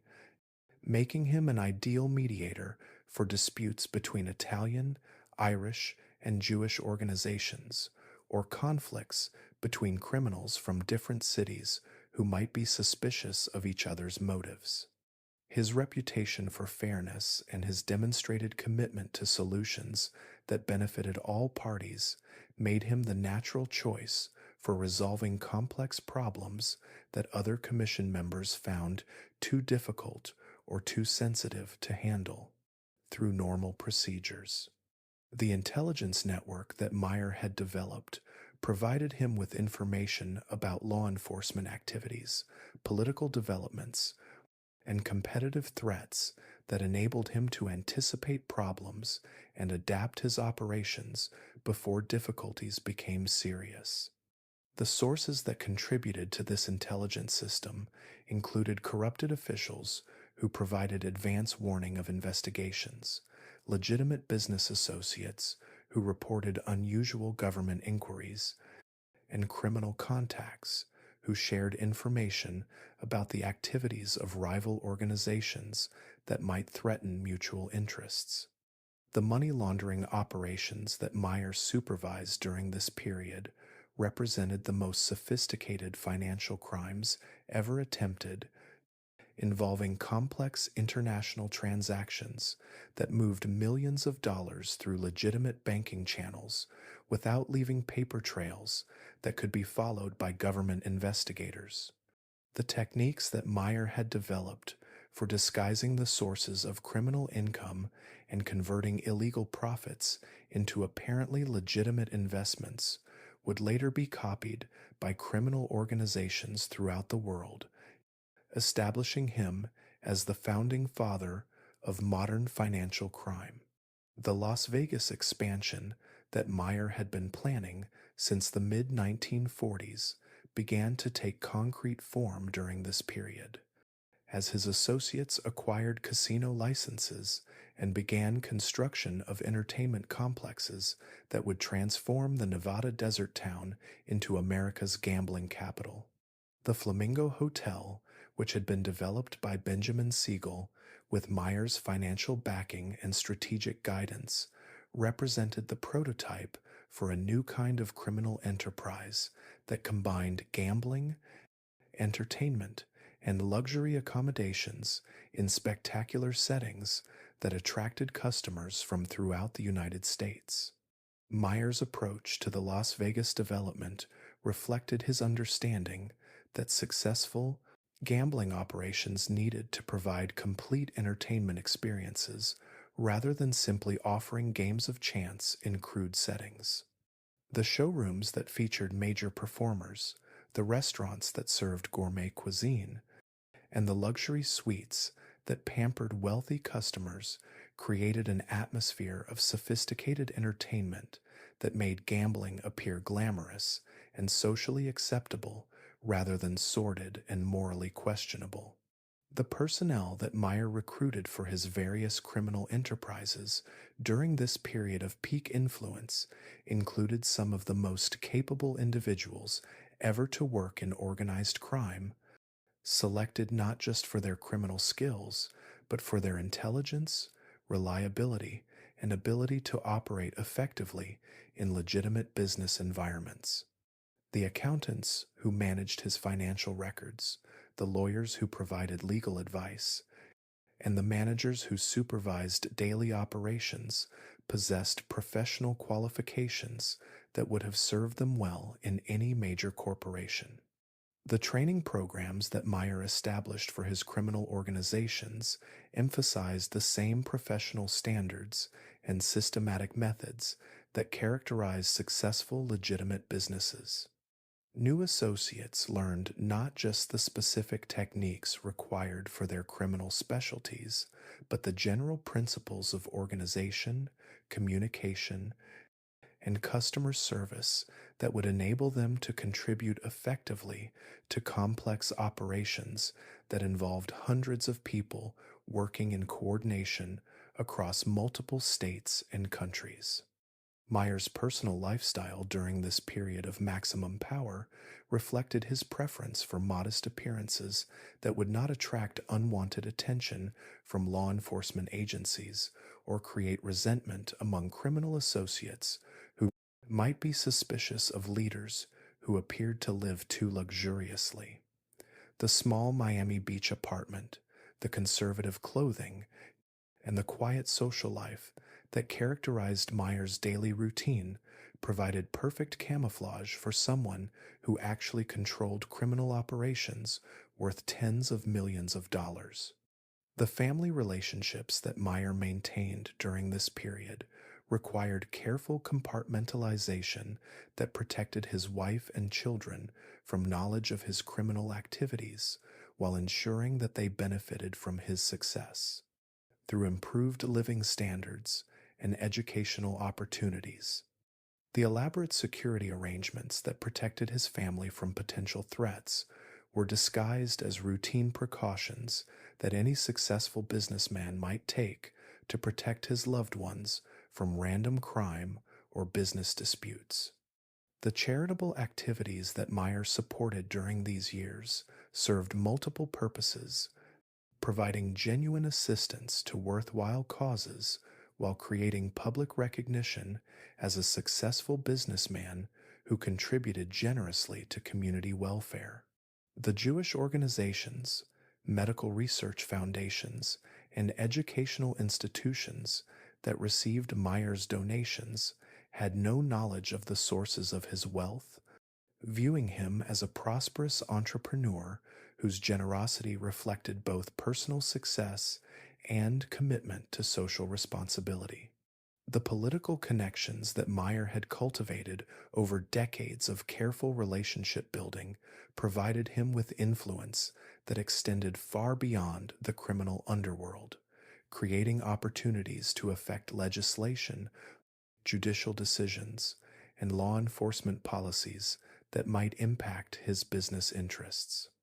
The politicians who valued Meyer's support viewed him as a successful businessman whose political contributions and community involvement made him a valuable ally rather than a dangerous criminal who needed to be investigated and D.S. prosecuted. As the 1940s drew to a close, Meyer Lansky occupied a position of influence and respect within American society that had never been achieved by any previous criminal leader. His transformation from Lower East Side street criminal to international business executive represented the ultimate realization of criminal ambition, demonstrating that intelligence, planning, and systematic organization could enable even illegal enterprises to achieve levels of success that rivaled the greatest accomplishments of legitimate business. The empire he had built would soon face challenges that would test every aspect of the organizational innovations and relationship networks that had made his extraordinary success possible. The soft lamplight in Meyer Lansky's Miami Beach dining room cast gentle shadows across the family dinner table on a quiet evening in 1950, illuminating a scene of domestic tranquility that masked the complex emotional currents flowing beneath the surface of what appeared to be an ordinary family meal.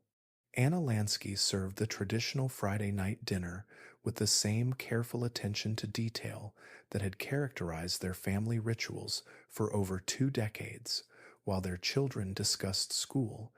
activities, and weekend plans with the casual familiarity of youngsters who had grown up in comfortable circumstances that shielded them from knowledge of how their father actually earned the money that provided their security. Meyer sat at the head of the table, participating in the family conversation with genuine warmth and attention, yet part of his mind remained focused on the coded telephone messages he had received earlier that day,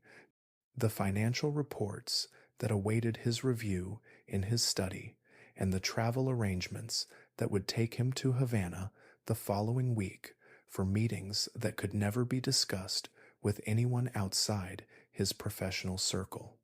The psychological burden of maintaining this double existence had grown heavier over the years, creating an emotional isolation that even the love of his family could not entirely overcome. The children had learned, through subtle cues and unspoken family rules, that certain aspects of their father's life remained off limits to casual conversation. They understood that he traveled frequently on business matters that were never discussed in detail, that visitors to their home were screened carefully and met with their father in private, and that questions about his work were answered with general statements about investments and business ventures that provided no real information about his daily activities. This careful compartmentalization protected them from dangerous knowledge while simultaneously creating distance between Meyer and the people he loved most. Anna's adaptation to the peculiar demands of being married to one of America's most powerful criminals revealed both remarkable strength and the gradual erosion of intimacy that inevitably resulted from living with secrets that could never be shared. She had developed an intuitive understanding of when her husband was dealing with particularly serious problems, recognizing the subtle changes in his demeanor that indicated increased stress or concern. Yet the unspoken agreement that governed their marriage meant that she could offer only general comfort and support, rather than the specific understanding and advice that might have been possible in a more conventional relationship. The elaborate security measures that protected the Lansky family had become so routine that they seemed like natural parts of daily life, rather than extraordinary precautions against very real dangers. The careful screening of household employees, the irregular schedules that made it difficult for potential enemies to predict family movements, and the discreet bodyguards who maintained protective surveillance without appearing obvious to casual observers had been integrated into family routines with such skill that the children barely noticed the restrictions on their prize, freedom. Meyer's relationship with his oldest son, Buddy, revealed the particular challenges faced by children of successful criminals who must navigate between the legitimate world of schools and social activities and the hidden reality of their family's true circumstances.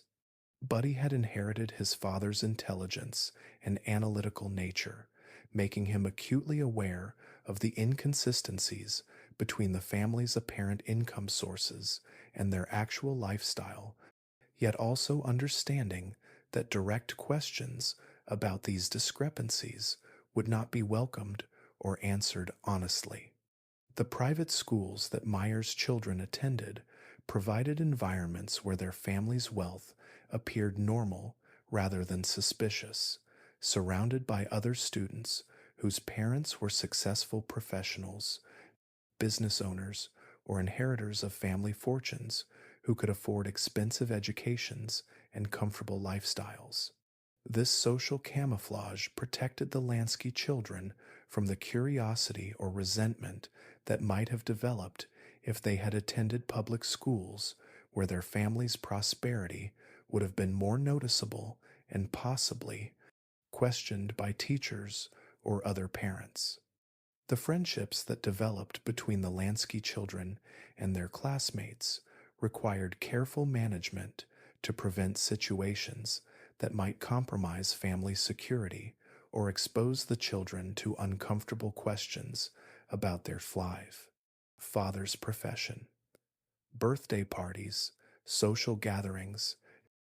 and casual visits that other families took for granted became complex logistics exercises that required advanced planning and security assessments to ensure that family secrets remained protected while the children enjoyed normal social experiences. Anna's social relationships within the Miami Beach community reflected the same careful balance between maintaining appearances and protecting family security that characterized every aspect of the Lansky's domestic life. Her involvement in charitable organizations, school committees, and neighborhood social groups provided the kind of community connections that any successful businessman's wife might be expected to cultivate, while simultaneously creating opportunities to monitor local gossip and identify potential threats to the family's carefully constructed public image.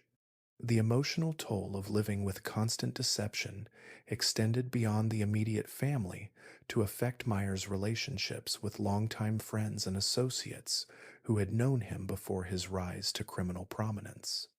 Childhood acquaintances from the Lower East Side, who might have remained lifelong friends in different circumstances, gradually drifted away as Meyer's need for security made casual social relationships increasingly difficult to maintain safely. The medical emergencies and family crises that inevitably occurred over the years presented particular challenges for a family whose patriarch could not afford to attract attention from hospitals, doctors, or other professionals who might become curious about the sources of the family's wealth or the reasons for the elaborate security precautions that surrounded their daily lives.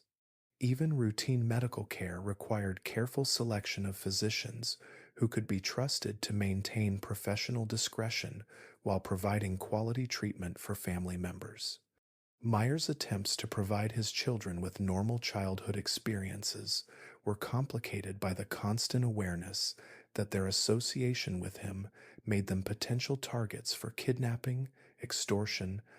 or violence from his criminal enemies. Family vacations, recreational activities, and educational opportunities that other parents could arrange casually required extensive advance planning and security arrangements that sometimes made supposedly relaxing experiences feel more like military operations than family. Entertainment.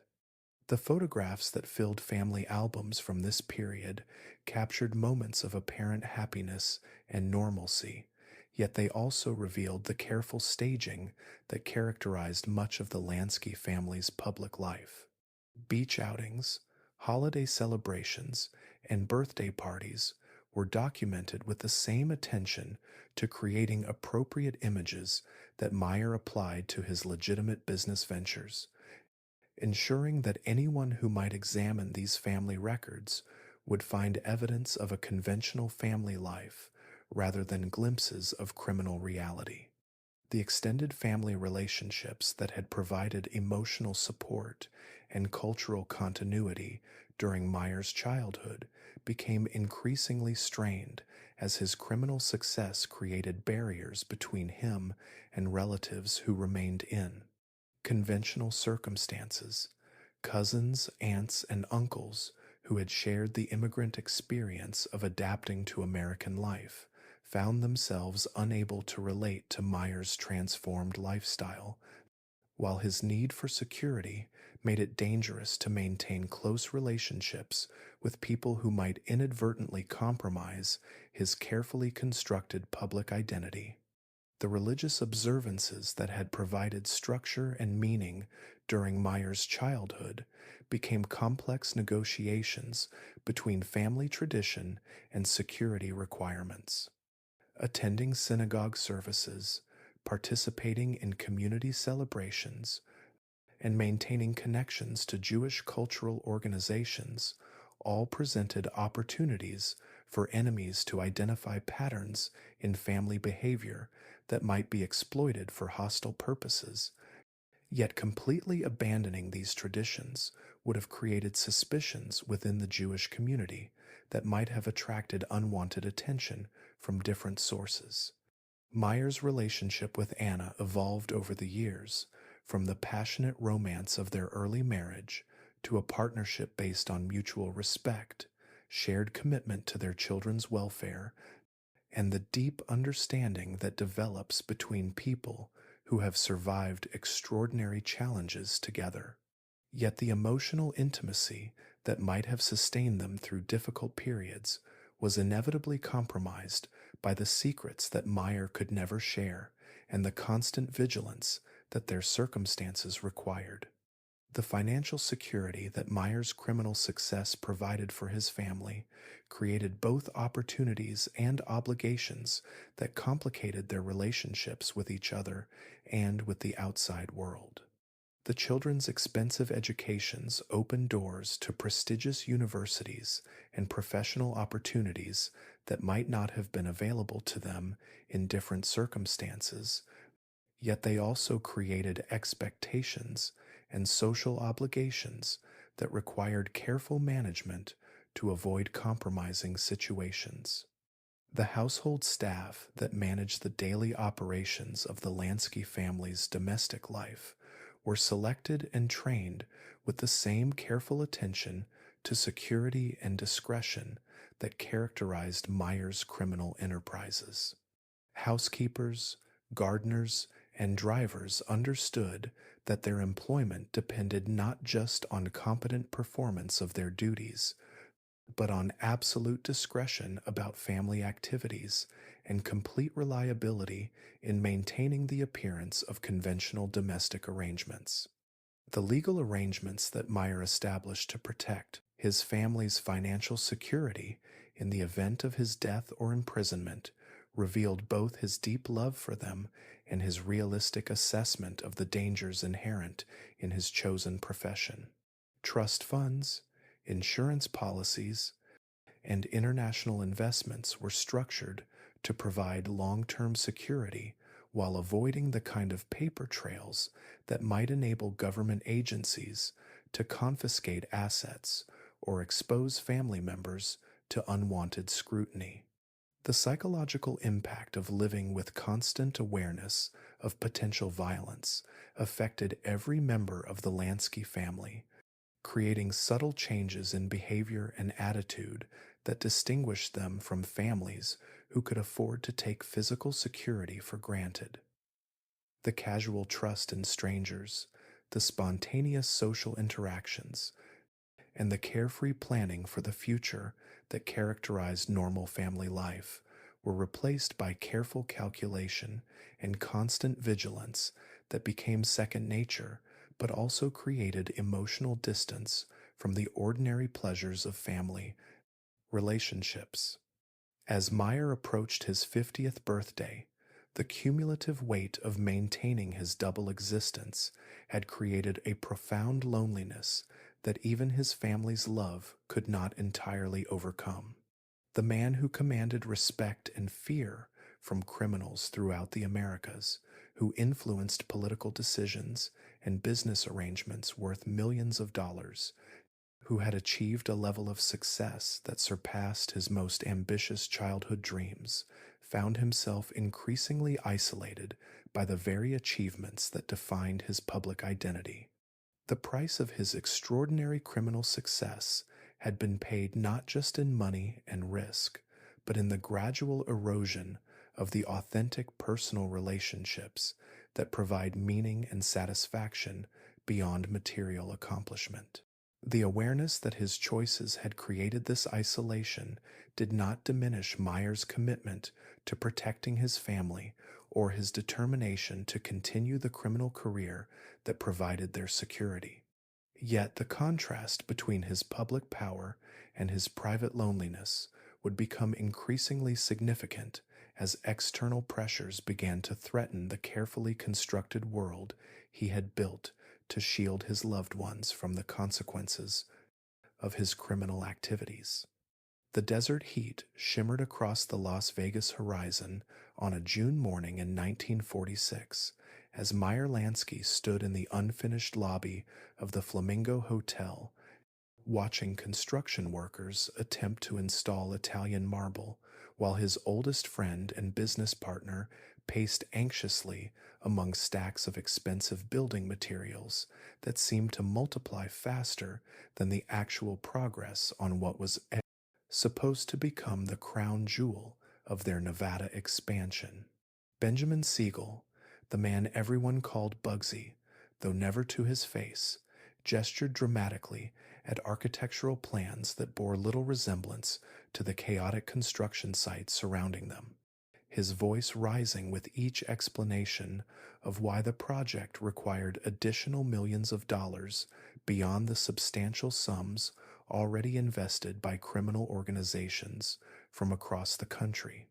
Meyer listened with the patience of someone who had spent decades managing complex business relationships, though his trained eye could see problems that his friend seemed determined to ignore or explain away with increasingly elaborate justifications.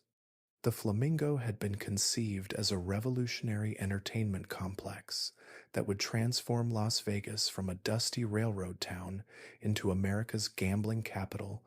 combining the sophisticated atmosphere of Cuban casinos with the spectacle of Hollywood entertainment and the luxury accommodations that wealthy Americans expected when they traveled for pleasure.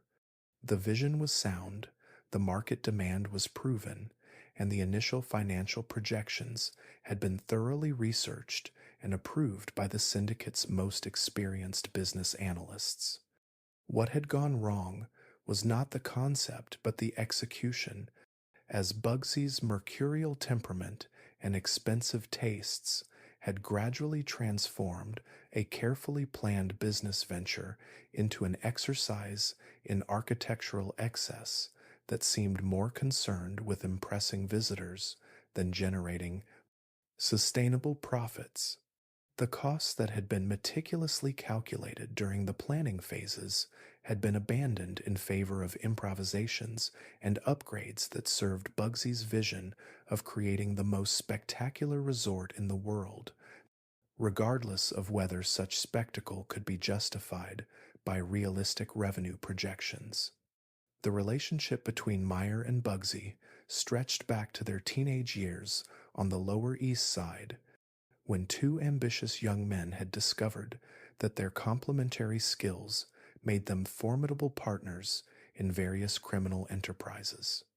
Meyer provided strategic planning, financial management, and diplomatic solutions to complex problems, while Bugsy contributed charisma, courage, and the kind of dramatic flair that could intimidate enemies or charm potential allies, depending on the circumstances.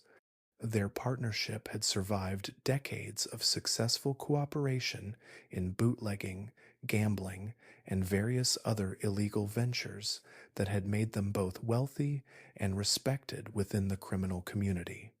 The decision to expand into Las Vegas had emerged from careful analysis of changing conditions in the American gambling industry, as increased law enforcement pressure in traditional locations like New York and Chicago made it advantageous to develop operations in jurisdictions where local authorities were more cooperative and federal oversight was less intensive. Nevada's legalization of casino gambling provided unique opportunities for criminal organizations to operate profitable entertainment businesses without the constant risk of arrest and prosecution that characterized their activities in other states. Meyer's initial enthusiasm for the Las Vegas expansion had been based on his assessment that Bugsy possessed the vision and personality necessary to create the kind of sophisticated entertainment destination that would attract customers from throughout the United States. His friend's success in establishing criminal operations in California had demonstrated his ability to adapt to new environments and build relationships with local power brokers, while his natural charisma and taste for luxury seemed perfectly suited to the entertainment industry requirements of casino management. The problems that gradually became apparent during the Flamingo's construction revealed fundamental differences in business philosophy that had been masked by the success of earlier ventures, where Bugsy's role had been more limited and Meyer's financial oversight more direct. The systematic cost overruns, the elaborate design changes, and the delays that pushed the opening date deeper into the winter season all reflected Bugsy's transformation from criminal entrepreneur to something approaching an artistic perfectionist who seemed more interested in creating a monument to his own vision than in generating returns for investors. The meetings that took place in various hotel rooms and private dining areas throughout Las Vegas during the spring of 1946 revealed the growing tension between Meyer's business discipline and Bugsy's prolongation, increasingly erratic decision making. The conversations were conducted with the careful politeness that characterized discussions between longtime friends who were discovering fundamental disagreements about matters that neither could compromise on without betraying essential aspects of their respective natures. Meyer's attempts to restore fiscal discipline to the Flamingo project involved detailed reviews of construction contracts, personnel decisions, and operational plans that revealed the extent to which costs had spiraled beyond any reasonable relationship to projected revenues. The Italian marble, the custom designed furniture, and the elaborate landscaping that Bugsy insisted were essential to creating the proper atmosphere would have been appropriate for projects with unlimited budgets, but they created serious problems for a venture that needed to generate immediate profits to satisfy investors who had provided funding based on very different expectations.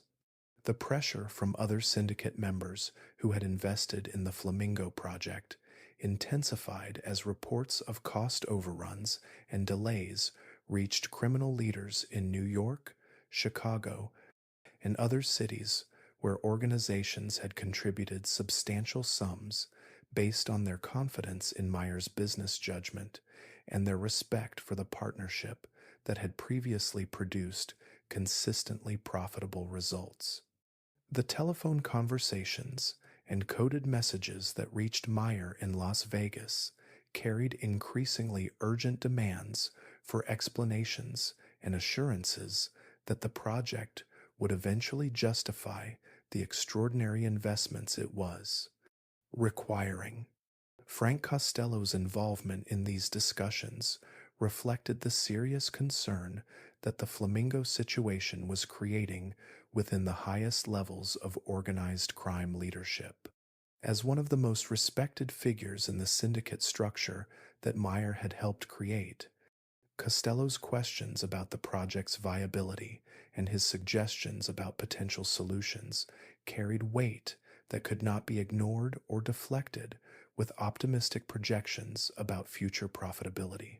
The diplomatic language that characterized these conversations could not entirely mask the underlying message that patience with the Las Vegas experiment was not unlimited. The opening of the Flamingo Hotel on December 26, 1946, represented Bugsy's attempt to demonstrate that his vision could produce the spectacular success he had been promising throughout the construction period. The guest list included Hollywood celebrities, political figures, and wealthy tourists who were expected to establish the Flamingo's reputation as the premier destination for sophisticated entertainment in Las Vegas. The elaborate publicity campaign that surrounded the opening emphasized the luxury accommodations, world-class entertainment, and European-style casino operations that would distinguish the Flamingo from the modest gambling establishments that had previously characterized Las Vegas tourism. The failure of the opening week to generate the revenues that had been projected created a crisis that went beyond simple financial disappointment to threaten the credibility of the entire Las Vegas expansion strategy that Meyer had been advocating within syndicate councils for several years. The combination of bad weather, technical problems with the hotel's systems, and competition from New Year's celebrations in other cities resulted in occupancy rates and gambling revenues that fell far short of the levels needed to service the massive debt that had accumulated during construction. Meyer's analysis of the opening week's problems revealed a mixture of correctable operational issues and more fundamental marketing challenges that would require time and additional investment to resolve successfully. The hotel's technical systems could be repaired, the entertainment programming could be adjusted to better serve customer preferences, and the service staff could receive additional training to meet the standards expected by the luxury market that the Flamingo was targeting. However, establishing the Flamingo's reputation and building a customer base that would generate consistent profitability would require patience and continued financial support from investors who were already questioning the project's viability. Bugsy's response to the disappointing opening results reflected the psychological pressures that were affecting his judgment and his relationships with longtime associates who had supported the project based on personal loyalty rather than strictly business considerations. The explanations he offered for the problems emphasized external factors beyond his control rather than acknowledging the management decisions that had contributed to the situation, while his projections for future performance seemed increasingly detached from realistic assessments of market conditions and competitive challenges. The personal relationship between Meyer and Bugsy during this period of crisis revealed the fundamental incompatibility between friendship and business partnership when substantial financial interests are at stake and different parties hold conflicting views about appropriate responses to serious problems. Meyer's loyalty to his oldest friend conflicted with his responsibilities to other investors and his commitment to the business principles that had guided his entire criminal career, while Bugsy's pride and artistic temperament made it difficult for him to accept the kind of financial oversight and operational changes that might have salvaged the situation.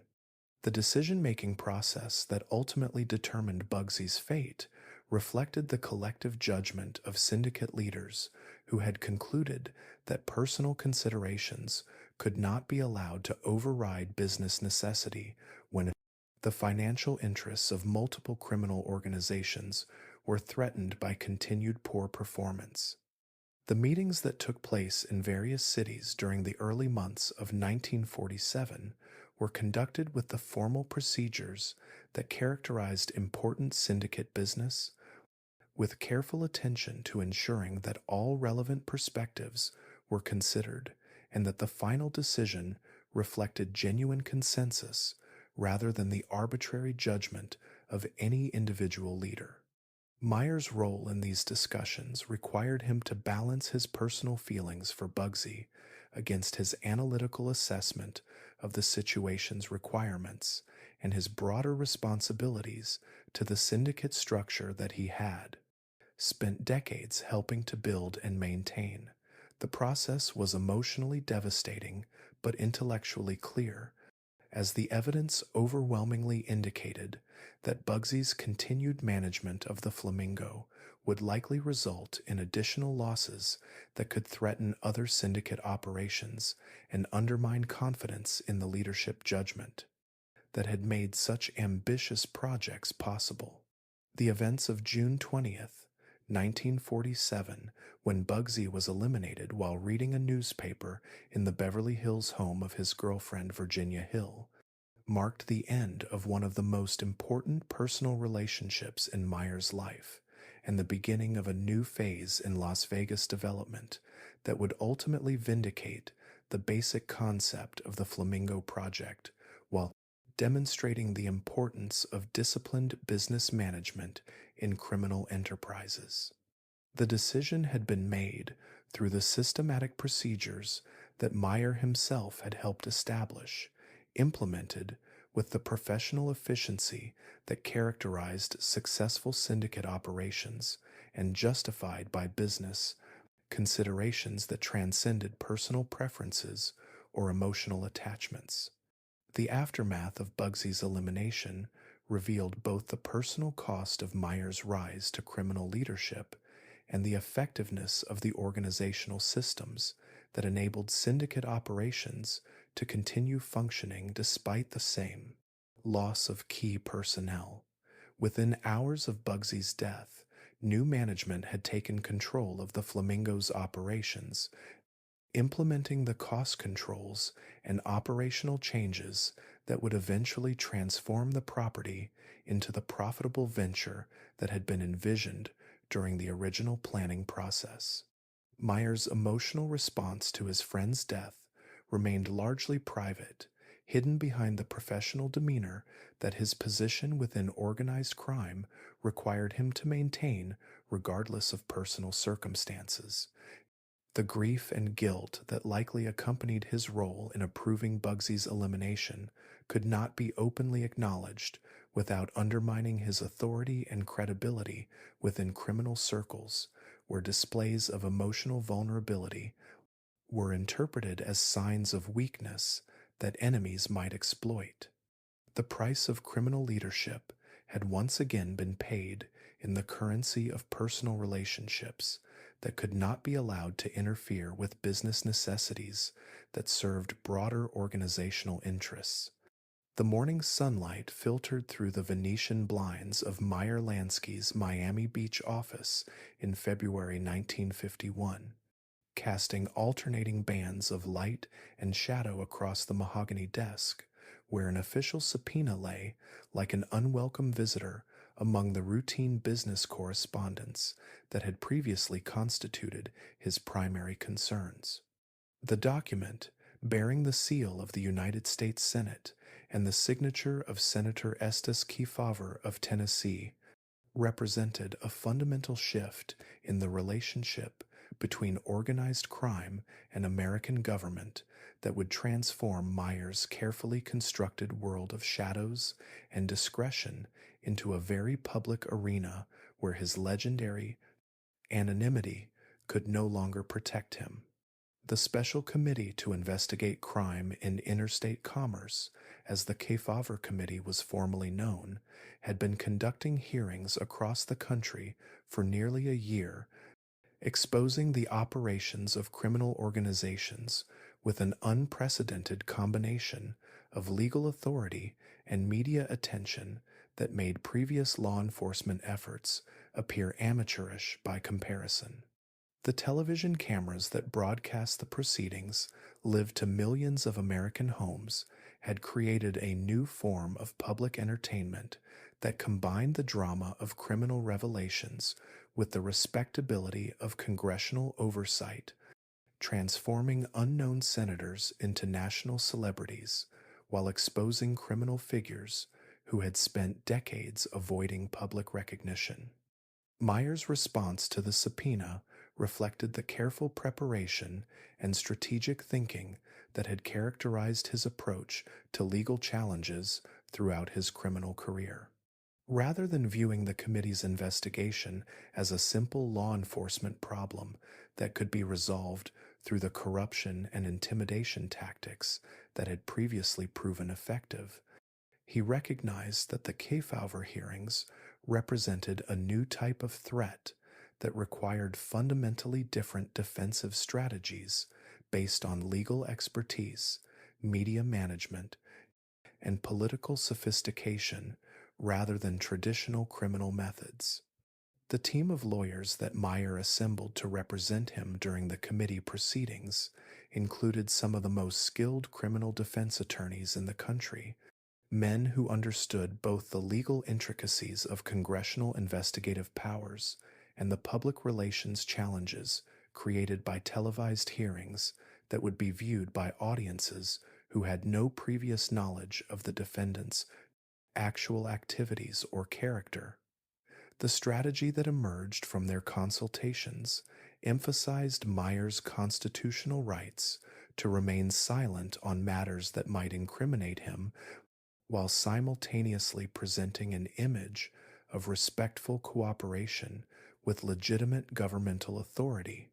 The months of preparation that preceded Meyer's actual testimony involved intensive study of previous committee hearings, detailed analysis of the evidence that investigators might possess about his activities, and careful coordination with other criminal leaders who were facing similar scrutiny to ensure that their respective testimonies would not create contradictions that might provide prosecutors with opportunities for perjury charges.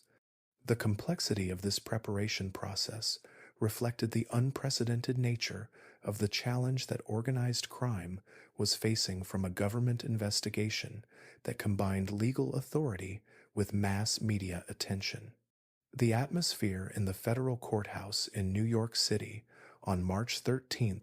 1951, when Meyer finally appeared before the Kefauver Committee, was charged with the tension that accompanies historic moments when previously hidden worlds are exposed to public scrutiny.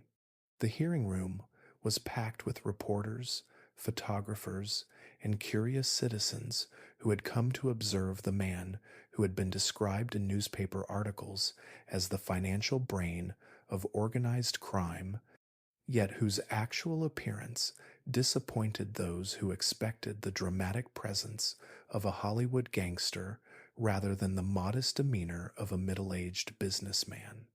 Senator Kefauver himself presided over the hearings with the dignified authority that had made him a national figure, asking questions in the measured tones of a prosecutor who understood that his real audience consisted not just of the witness before him, but of the millions of television viewers who were forming their impressions of both organized crime and governmental effectiveness based on the drama unfolding in their living rooms. The senator's questions revealed extensive research into Meyer's background and activities, demonstrating that the committee possessed far more detailed information about organized crime operations than previous investigations had managed to accumulate. Meyer's testimony strategy involved a careful balance between apparent cooperation and actual revelation, answering questions in ways that satisfied legal requirements without providing information that might be used against him or his associates in future criminal proceedings. His responses, delivered in the quiet, respectful tones that had served him well in countless business negotiations, in the Manny Anna case, consistently invoked his Fifth Amendment rights against self-incrimination while maintaining an attitude of respectful deference to the committee's authority that minimized opportunities for hostile confrontations that might damage his public image. The television coverage of Meyer's testimony transformed him from an anonymous criminal figure into a nationally recognized personality, though not in ways that served his interests or enhanced his reputation within criminal circles. The cameras that broadcast his appearance to millions of American homes captured every gesture, expression, and verbal response, creating a permanent record that would be studied by law enforcement agencies,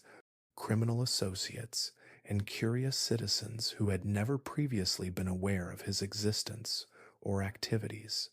The media attention that surrounded the Kefauver hearings represented a fundamental challenge to the operational methods that had made Meyer successful throughout his criminal career. The anonymity that had allowed him to move freely between legitimate and illegitimate worlds,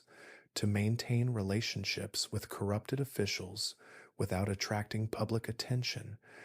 and to conduct complex criminal enterprises without facing the scrutiny that famous criminals typically encountered, had been permanently destroyed by television coverage that made his face and name familiar to Americans throughout the country. The impact of the Kefauver Committee's investigation extended far beyond the immediate legal challenges that Meyer faced, creating ripple effects throughout the criminal underworld that he had spent decades helping to organize and stabilize. The public exposure of criminal operations, the revelation of corruption networks that involved prominent political figures, and the dramatic testimony of witnesses who described the inner workings of organized crime all contributed to a fundamental shift in public awareness and governmental response that would make future criminal activities far more difficult and dangerous. The business relationships that had provided the foundation for Meyer's criminal empire were severely strained by the publicity generated by the committee hearings, as legitimate businessmen who had previously been willing to maintain discreet associations with criminal figures found themselves unable to continue such relationships without risking their own reputations and legal standing. The corrupted officials who had provided protection and assistance for criminal operations discovered that their previous cooperation was now a matter of public record that could be used against them by political opponents or law enforcement agencies. Meyer's international operations, particularly his Cuban enterprises, faced new scrutiny from both American and foreign officials who had previously been content to ignore or facilitate criminal activities that generated substantial revenues for their respective jurisdictions. The public attention created by the Kefauver hearings made it politically difficult for foreign governments to maintain the cooperative relationships with American criminal organizations that had previously characterized their approach to gambling and entertainment enterprises that served wealthy American tourists. The personal costs of the public exposure that resulted from the committee hearings affected every aspect of Meyer's family life, as his wife and children found themselves subject to media attention and public curiosity that transformed their previously private existence into a form of unwelcome celebrity. The careful anonymity that had protected the Lansky family from the consequences of Meyer's criminal activities was replaced by newspaper articles, magazine profiles, and television coverage that made their association with organized crime a matter of public knowledge.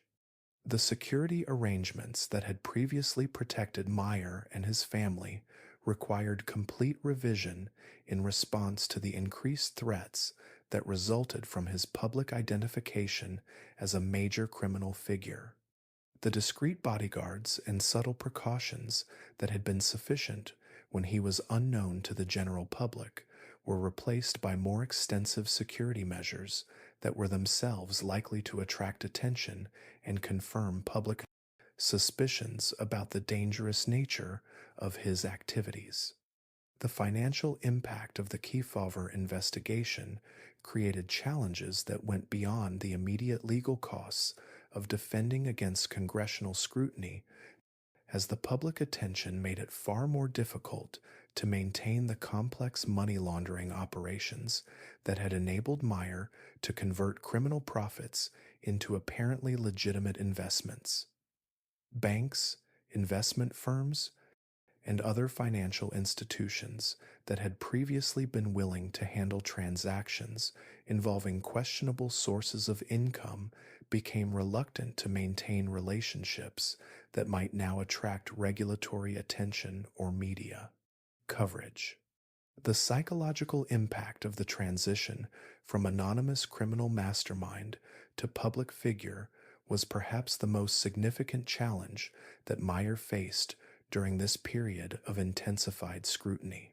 The careful control over information and relationships that had characterized his entire criminal career was replaced by a situation where his activities, associations,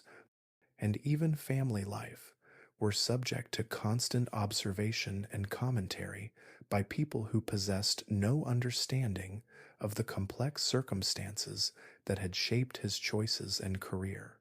The strategic response that Meyer developed to deal with the new reality created by the Kefauver hearings involved a fundamental reassessment of his criminal operations and future plans,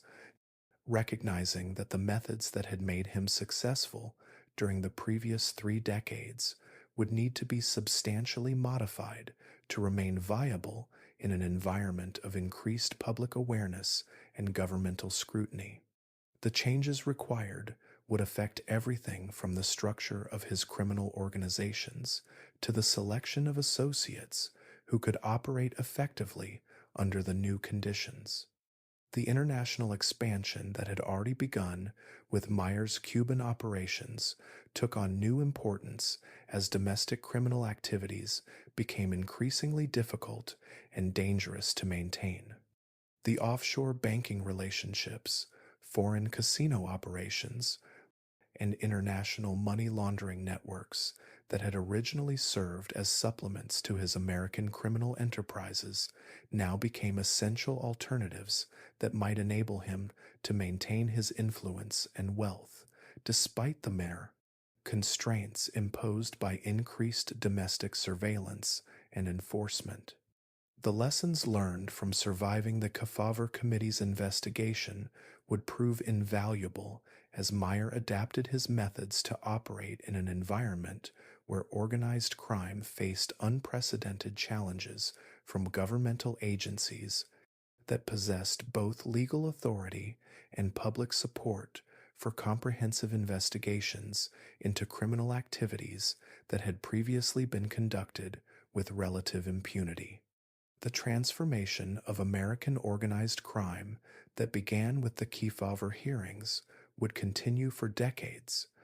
requiring constant adaptation and innovation from criminal leaders who wished to maintain their operations in an increasingly hostile environment. As 1951 drew to a close, Meyer Lansky had successfully survived the most serious legal challenge of his criminal career, though the victory had come at enormous personal and professional costs that would influence every aspect of his future activities. The anonymous criminal mastermind who had once operated in shadows had become a public figure whose every move would be subject to scrutiny, forcing him to develop new methods for maintaining his criminal empire while adapting to a world where secrecy had become far more difficult to achieve and maintain. The humid Miami evening air hung heavy with the scent of jasmine and salt water as Meyer Lansky sat alone in his study during the summer of 1958. The familiar sounds of his neighborhood transformed into potential threats by the paranoia that had gradually consumed his once confident worldview. The telephone on his desk remained silent, though he found himself studying it with suspicious attention, wondering which of his longtime associates might be cooperating with federal investigators who seemed to possess increasingly detailed knowledge of conversations that should have been private, business arrangements that should have been secret, and personal relationships that should have been beyond the reach of government surveillance. The transformation of Meyer's mental landscape from strategic confidence to defensive anxiety had occurred gradually over the 7 years since the Kefauver hearings had exposed organized crime to unprecedented public scrutiny. Each subsequent investigation, each newspaper article that revealed previously unknown details about criminal operations, and each arrest of former associates who might possess damaging information had contributed to an erosion of trust that affected every aspect of his personal and professional relationships. The certainty that had once enabled him to make complex decisions quickly and confidently had been replaced by constant second-guessing and elaborate precautions that sometimes seemed to create more problems than they solved. The commission meetings that had once provided opportunities for cooperative planning and dispute resolution had become exercises in mutual suspicion where longtime criminal associates eyed each other with the wariness of diplomats representing hostile nations rather than partners in shared enterprises. The easy camaraderie that had characterized previous gatherings was replaced by formal protocols and careful language that reflected everyone's awareness that microphones might be recording conversations and that today's ally might become tomorrow's government witness if legal pressures became sufficiently intense. Frank Costello's decision to cooperate with federal investigators had created shockwaves throughout the organized crime community that extended far beyond the immediate legal implications of his testimony. As one of the most respected figures in the syndicate structure that Meyer had helped create, Costello's willingness to discuss criminal operations with government prosecutors represented a fundamental breakdown in the code of silence that had previously protected criminal organizations from effective law enforcement. Penetration. The psychological impact of his defection affected every criminal leader who had maintained relationships with him, creating doubts about the reliability of information he might have shared and the safety of operations he might have compromised. Meyer's response to the Costello situation revealed the careful analytical approach that had characterized his criminal career as he systematically reviewed every conversation, meeting, and business arrangement that might have involved his former associate in ways that could create legal vulnerabilities. The process was both intellectually demanding and emotionally exhausting, requiring him to examine decades of friendship and cooperation through the lens of potential betrayal while making practical decisions about which operations needed to be modified or abandoned to minimize risks created by Costello's cooperation with federal authorities. The younger generation of criminals who were assuming leadership roles within various organizations brought different attitudes and methods that often conflicted with the cooperative principles that Meyer had spent decades promoting and implementing. Many of these emerging leaders had grown up during periods of intense law enforcement pressure, making them naturally suspicious of the kind of inter-organizational relationships that had enabled the syndicate system to function effectively during previous decades. Their preference for smaller, more insular operations reflected both security concerns and generational differences in approach that made traditional cooperation increasingly difficult to maintain. Vincent Gigante's emergence as a significant figure within New York's criminal landscape exemplified the challenges that Meyer faced in adapting to changing leadership styles and organizational priorities. The younger man's methods emphasized security through compartmentalization and limited communication rather than the extensive networking and relationship building that had characterized Meyer's approach to criminal enterprise. While these newer methods offered certain advantages in terms of protecting organizations from government penetration, they also reduced the efficiency and profitability that had made cooperative arrangements attractive to previous generations of criminal leaders. The electronic surveillance techniques that law enforcement agencies were beginning to employ created entirely new categories of security challenges that required fundamental changes in communication methods and meeting procedures. The possibility that telephones might be monitored, that hotel rooms might contain hidden microphones, and that restaurants might be under surveillance transformed routine business discussions into complex exercises in counterintelligence that consumed time and energy that had previously been devoted to productive criminal activities. Meyer's adaptation to these new security requirements involved developing elaborate protocols for conducting sensitive conversations that seemed more appropriate for international espionage than domestic criminal business. The coded language, the multiple intermediaries, and the carefully choreographed meetings and locations selected for their security advantages all reflected his recognition that the casual communication methods that had served criminal organizations effectively during previous decades were no longer adequate for protecting against sophisticated government surveillance operations. The Cuban Revolution that brought Fidel Castro to power in January 1959 represented a catastrophic loss for Meyer's international criminal operations, eliminating overnight the casino empire that had taken decades to develop and had generated millions of dollars in annual profits. The speed and thoroughness of Castro's assault on gambling operations demonstrated the vulnerability of criminal enterprises that depended on foreign political relationships, while the complete loss of investments and ongoing income created immediate financial pressures that affected Meyer's ability to maintain other operations and support associates who had relied on Cuban profits for their own activities.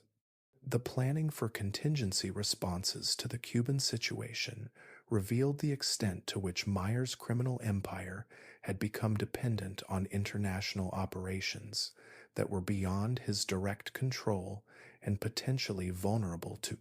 sudden political changes. The evacuation of personnel, the transfer of assets to secure locations, and the restructuring of financial arrangements to minimize losses from the Cuban closure all required rapid decision making under circumstances where traditional sources of reliable information were no longer available and where previous business relationships might have been compromised by revolutionary authorities. Meyer's attempts to maintain influence within organized crime during this period of multiple challenges required delicate negotiations with associates who were dealing with their own security concerns and financial pressures, while questioning whether the cooperative arrangements that had previously benefited all parties could continue to function effectively under the new conditions. The conversations that took place in various secure locations throughout the late 1950s revealed growing tensions between Meyer's strategic vision and the immediate survival concerns that were affecting decision-making throughout the criminal community. The Federal Bureau of Investigation's expanded investigation of organized crime, led by agents who possessed both sophisticated investigative techniques and patient determination to build comprehensive cases against major criminal figures, created a new level of law enforcement pressure that made previous challenges seem relatively manageable by comparison. The systematic approach that federal agents were applying to financial investigations, the careful development of informant networks within criminal organizations, and the coordination between different agencies all indicated that government efforts to eliminate organized crime had reached a level of sophistication and resources that matched the complexity of the criminal enterprises they were targeting. The personal relationships that had provided both emotional support and practical assistance throughout Meyer's criminal career became sources of anxiety and potential danger as he tried to determine which associates could still be trusted and which might be cooperating with federal investigators. The process of evaluating longtime friendships through the lens of security considerations was psychologically devastating and requiring him to question the motives and reliability of people who had shared risks and rewards with him for decades while making practical decisions about future cooperation based on worst-case assessments of their potential for betrayal. The legitimate businesses that had provided cover and money laundering services for Meyer's criminal operations faced increased scrutiny from regulatory agencies that were coordinating their efforts with criminal investigators to identify and eliminate the financial networks that enabled organized crime to function effectively. The banking relationships, corporate structures, and investment vehicles that had been carefully developed to appear completely legal were now being examined by accountants and auditors who possessed both the technical expertise and the legal authority to trace complex financial transactions back to their criminal sources. The isolation that resulted from these multiple pressures affected every aspect of Meyer's daily life, as the network of relationships that had previously provided information, assistance, and companionship gradually contracted under the weight of mutual suspicion and security concerns. The social interactions that had once been sources of pleasure and relaxation became potential security risks that required careful evaluation and elaborate precautions, while the business relationships that had generated profits and provided opportunities for expansion became sources of anxiety about potential exposure and legal vulnerability. The philosophical implications of this breakdown in trust extended beyond immediate practical concerns to challenge the fundamental assumptions about human nature and organizational behavior that had guided Meyer's approach to criminal enterprise throughout his career. The cooperative principles that had enabled the syndicate system to function effectively had been based on the assumption that mutual self-interest would provide sufficient incentive for maintaining reliable relationships, even under adverse conditions. The discovery that these assumptions were not adequate for dealing with the kind of sustained government pressure that characterized the late 1950s forced Meyer to reconsider basic questions about criminal organization and leadership that he had considered settled decades earlier. As the 1960s approached, Meyer Lansky found himself managing a criminal empire that had been fundamentally altered by external pressures and internal betrayals that had transformed the confident, cooperative criminal community of previous decades into a collection of suspicious, isolated organizations that were more concerned with survival than with the profitable expansion that had once characterized their primary objectives. The skills that had made him successful during the earlier phases of his criminal career would need to be supplemented by new approaches that could function effectively in an environment where trust had become a luxury that few criminal leaders could afford to maintain. The Mediterranean sun cast long shadows across the tarmac at Ben Gurion Airport as Meyer Lansky descended the steps of the El Al flight that had carried him from Miami to Tel Aviv on a sweltering afternoon in July 1970. At 68 years old, the man who had once commanded criminal enterprises spanning multiple continents now carried only a single suitcase containing the modest possessions he could safely transport, while leaving behind an American empire that had taken 5 decades to build and which was now crumbling under the relentless pressure of federal investigations that had made his continued presence in the United States untenable. The decision to seek refuge in Israel represented both a desperate gamble and a profound acknowledgement of defeat for someone who had spent his entire adult life solving complex problems through careful planning and strategic patience.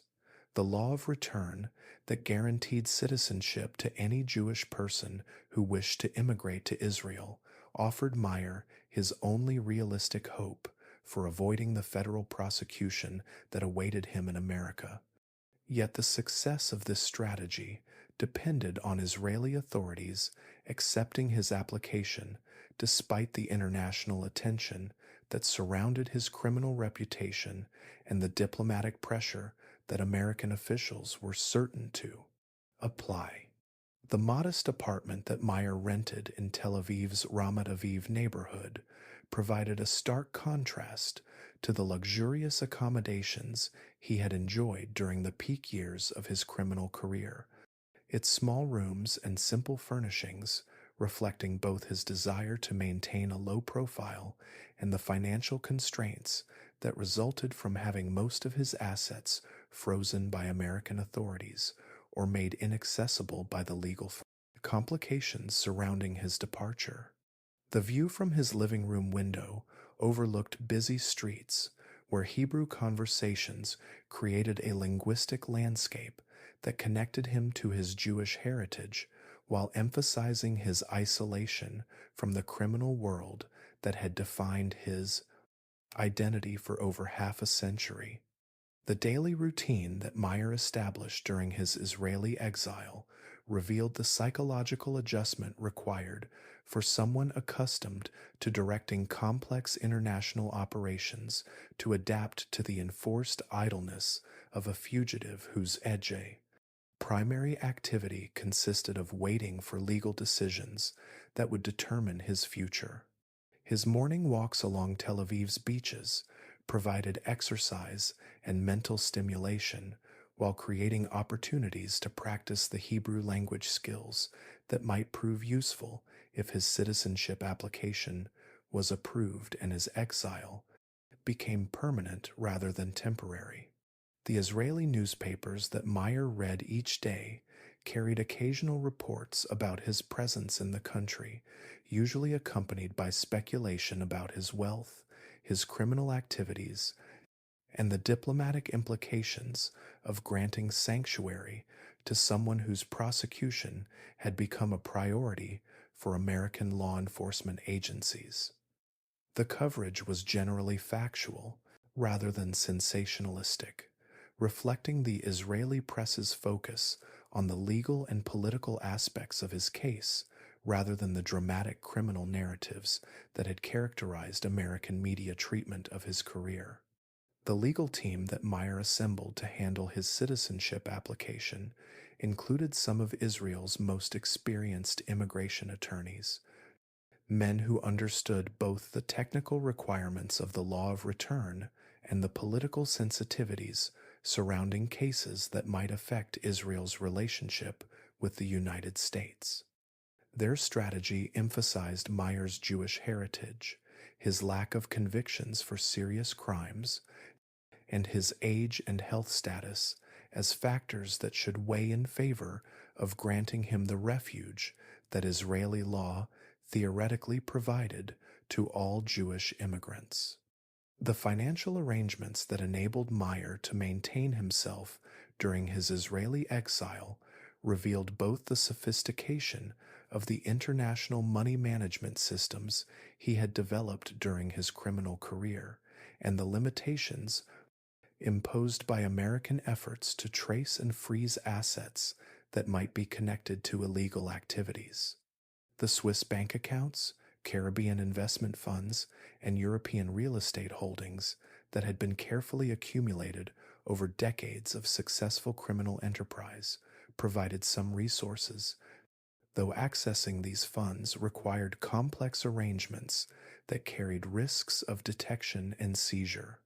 The loneliness that characterized Meyer's daily life in Tel Aviv reflected the complete severance from personal and professional relationships that had provided meaning and purpose throughout his adult life. The family members who remained in America could not safely communicate with him,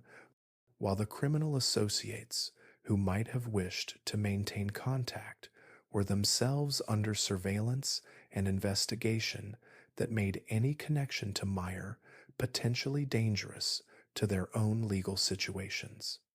The physical decline that became apparent during Meyer's Israeli exile reflected both the natural aging process and the psychological stress of confronting the collapse of everything he had worked to build throughout his criminal career. The heart condition that had troubled him intermittently for several years became more serious under the strain of legal uncertainty and social isolation, while the diabetes that required careful management became increasingly difficult to control without the medical resources and personal support systems that had been available in America. The American diplomatic pressure that Israeli officials faced regarding Meyer's presence in their country intensified throughout 1971 as federal prosecutors prepared cases that would require his return to face. Charges related to tax evasion, money laundering, and conspiracy to violate various federal laws. The extradition requests that American authorities submitted to Israeli courts created a complex legal battle that would ultimately determine whether Meyer's gamble on Israeli sanctuary would succeed or fail. The Israeli Supreme Court's consideration of Meyer's case involved careful analysis of both immigration law and international treaty obligations, weighing his rights as a Jewish person seeking refuge against Israel's diplomatic relationships and legal commitments to cooperate with legitimate American law enforcement efforts. The proceedings were conducted with the dignity and thoroughness that characterized Israel's judicial system, yet the political implications of the decision were clearly understood by all participants in the legal process. The community of other American expatriates living in Tel Aviv provided Meyer with occasional social contact that helped alleviate the isolation of his exile, though these relationships were necessarily superficial given the security concerns that prevented him from discussing his background or the circumstances that had brought him to Israel. The conversations that took place in cafes and community centers focused on current events, cultural observations, and the routine topics that occupied people who were adapting to life in a foreign country. The Hebrew language lessons that Meyer attended at a local community center represented both a practical necessity and a symbolic connection to the Jewish heritage that had provided the legal foundation for his refuge in Israel.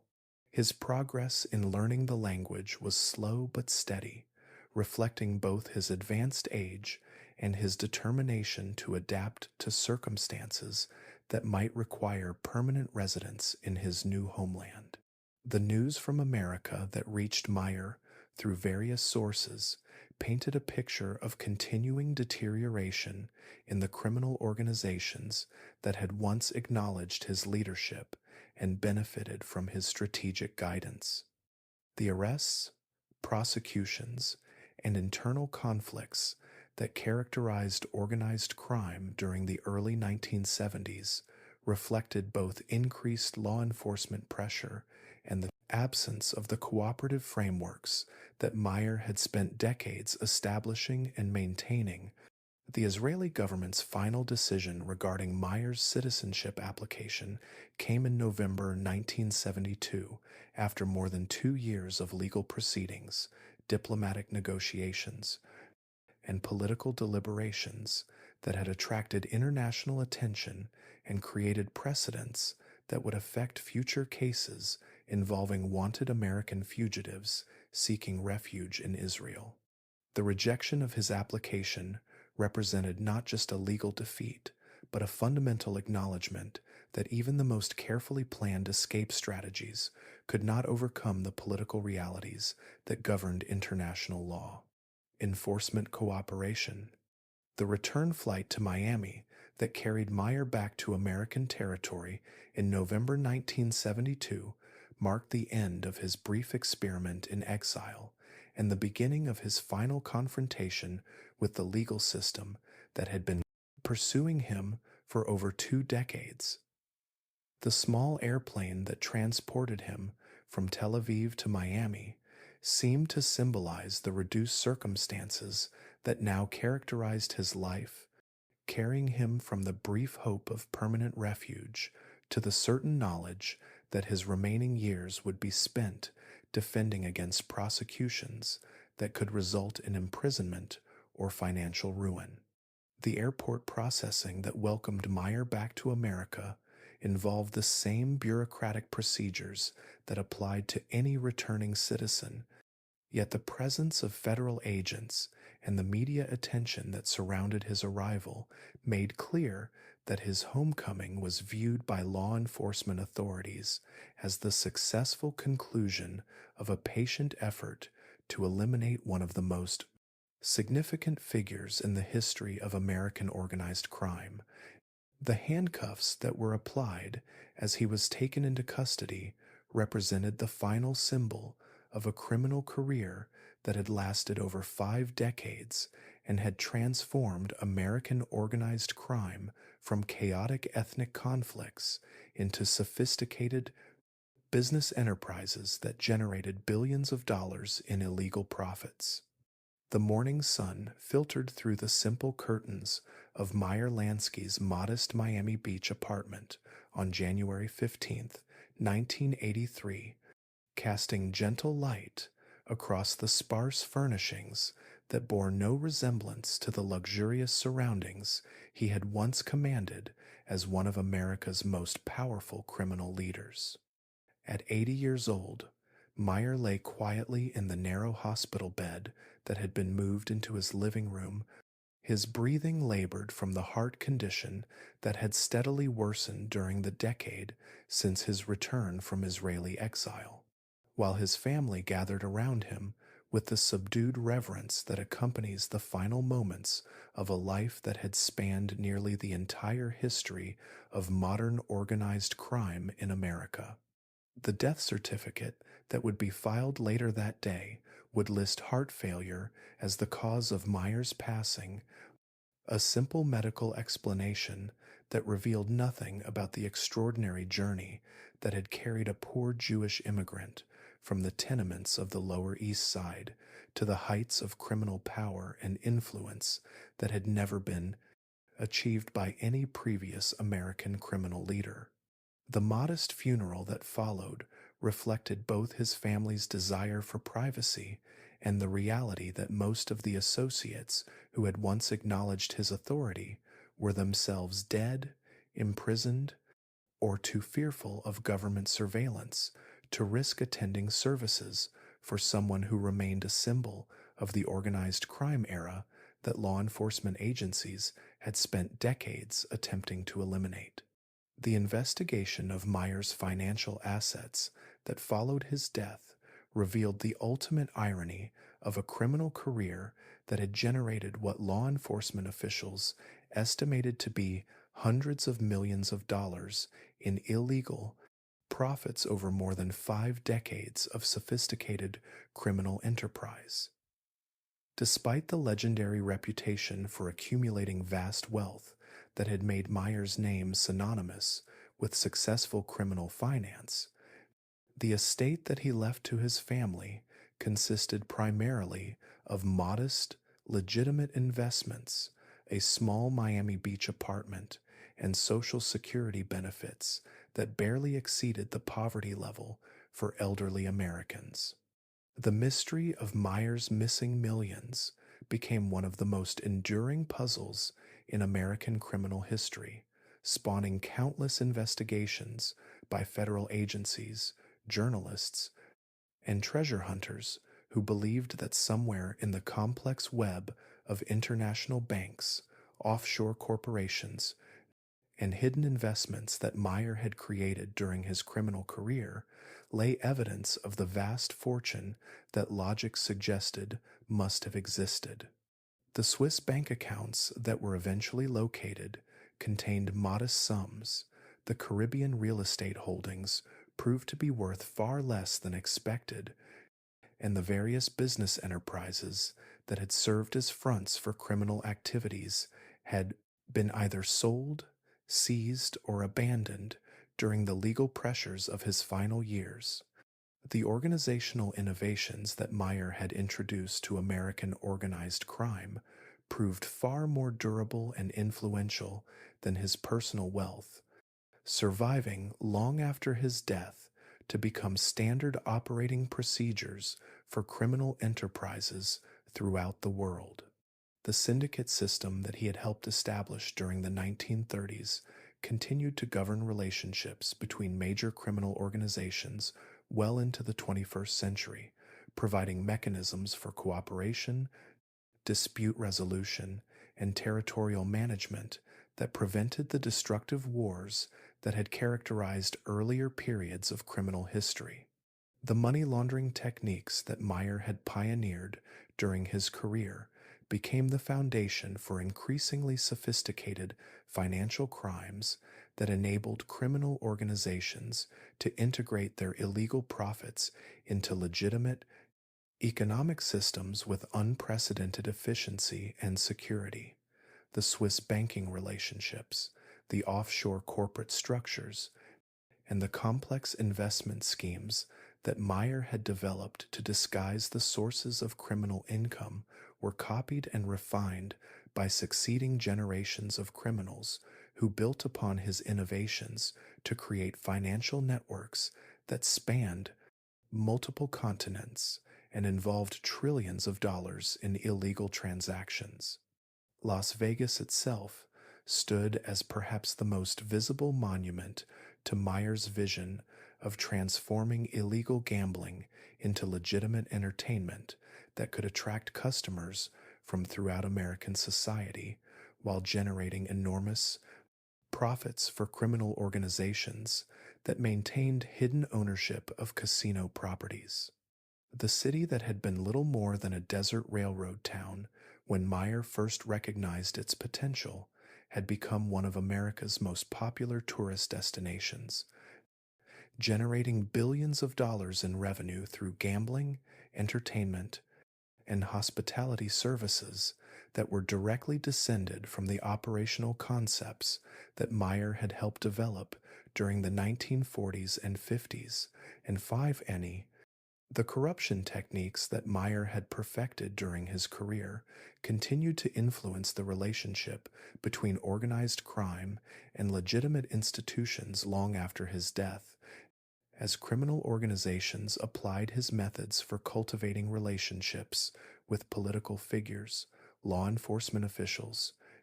and business leaders to create protection networks that enabled illegal activities to flourish even under conditions of increased government scrutiny and public awareness. The systematic approach to corruption that Meyer had developed proved adaptable to changing political and social conditions, providing criminal organizations with the flexibility necessary to maintain their operations despite evolving law enforcement techniques and regulatory frameworks. The international expansion of organized crime that accelerated during the final decades of the 20th century followed patterns that Meyer had established during his Cuban operations and his various European business ventures. The principle that criminal organizations could achieve greater success by operating across national boundaries, exploiting differences in legal systems and law enforcement capabilities, became fundamental to the globalization of criminal enterprise that characterized the modern era of international crime.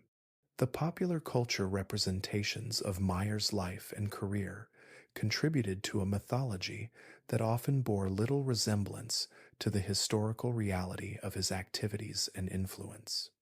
The novels, movies, and television programs that featured characters based on Meyer typically emphasized dramatic violence and spectacular wealth that made for compelling entertainment but obscured the methodical, business oriented approach that had actually characterized his criminal career. These fictional portrayals created public perceptions of organized crime that focused on sensational aspects of criminal life, while ignoring the systematic organizational principles that had made Meyer's innovations so influential and enduring. The academic studies of organized crime that emerged during the decades following Meyer's death provided more accurate assessments of his role in transforming American criminal enterprise from chaotic ethnic conflicts into a culture of Meyer's death. Sophisticated business organizations that operated according to rational economic principles. Criminologists and historians who gained access to government files, court records, and interviews with surviving associates were able to document the extent to which Meyer's innovations had influenced not just American organized crime, but criminal organizations throughout the world that adopted his methods for comment their own operations. The law enforcement techniques that were developed to combat organized crime during the latter half of the 20th century were largely responses to the organizational innovations that rating a to him as that he and Meyer and his contemporaries had introduced to criminal enterprise. The Racketeer Influenced and Corrupt Organizations Act, the financial investigation methods that enabled prosecutors to trace complex money laundering schemes, and the international cooperation agreements that facilitated law enforcement efforts across national boundaries were all designed to address the specific challenges created by the sophisticated criminal methods that Meyer had pioneered. The social and economic impact of Meyer's career extended far beyond the immediate effects of his criminal activities to influence fundamental aspects of American business and political culture. The corruption networks that he had established demonstrated the vulnerability of democratic institutions to systematic criminal influence, while his success in operating illegal enterprises with the efficiency and professionalism of legitimate businesses revealed the ambiguous boundaries between legal and illegal economic activity that characterized much of 20th century American capitalism. The ethnic integration that Meyer had promoted within organized crime during his career reflected broader social changes in American society that gradually reduced the significance of ethnic boundaries in business, politics, and social relationships. His success in creating criminal organizations that transcended traditional ethnic divisions provided a model for cooperation that influenced not just criminal enterprises, but legitimate institutions that were adapting to increasingly diverse American society. The questions about Meyer's actual wealth that persisted after his death reflected deeper uncertainties about the true nature and extent of his influence during the peak years of his criminal career. The contrast between his legendary reputation as the financial genius of organized crime and the modest circumstances of his final years suggested either extraordinary skill in hiding assets or fundamental misconceptions about the 40 cents in this proving indine profitability of criminal enterprise that had shaped public perceptions of his success. The privacy that Meyer had maintained throughout his criminal career meant that many aspects of his personality, motivations, and decision-making processes remained mysterious even to law enforcement officials and criminal associates who had observed his activities for decades. The enigmatic quality that had served him well during his active criminal career continued to characterize his historical legacy, making him a figure who inspired more speculation than definitive understanding among those who studied his life and influence. As the 21st century progressed and the organized crime era that Meyer had helped create gradually gave way to new forms of criminal enterprise based on technology, international terrorism,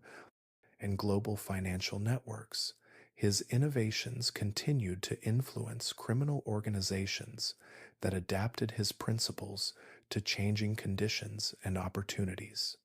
The systematic approach to criminal business, the emphasis on cooperation over competition, and the integration of illegal activities with legitimate economic systems that had characterized Meyer's career remained relevant to criminal organizations that operated in very different technological and political environments. The final assessment of Meyer Lansky's place in American criminal history must acknowledge both his extraordinary success in transforming the organizational structure of a legal enterprise and the ultimate failure of his career to provide the personal security and family legacy that had motivated many of his most important decisions. The man who had achieved unprecedented influence within American organized crime died as he had begun, modestly and quietly,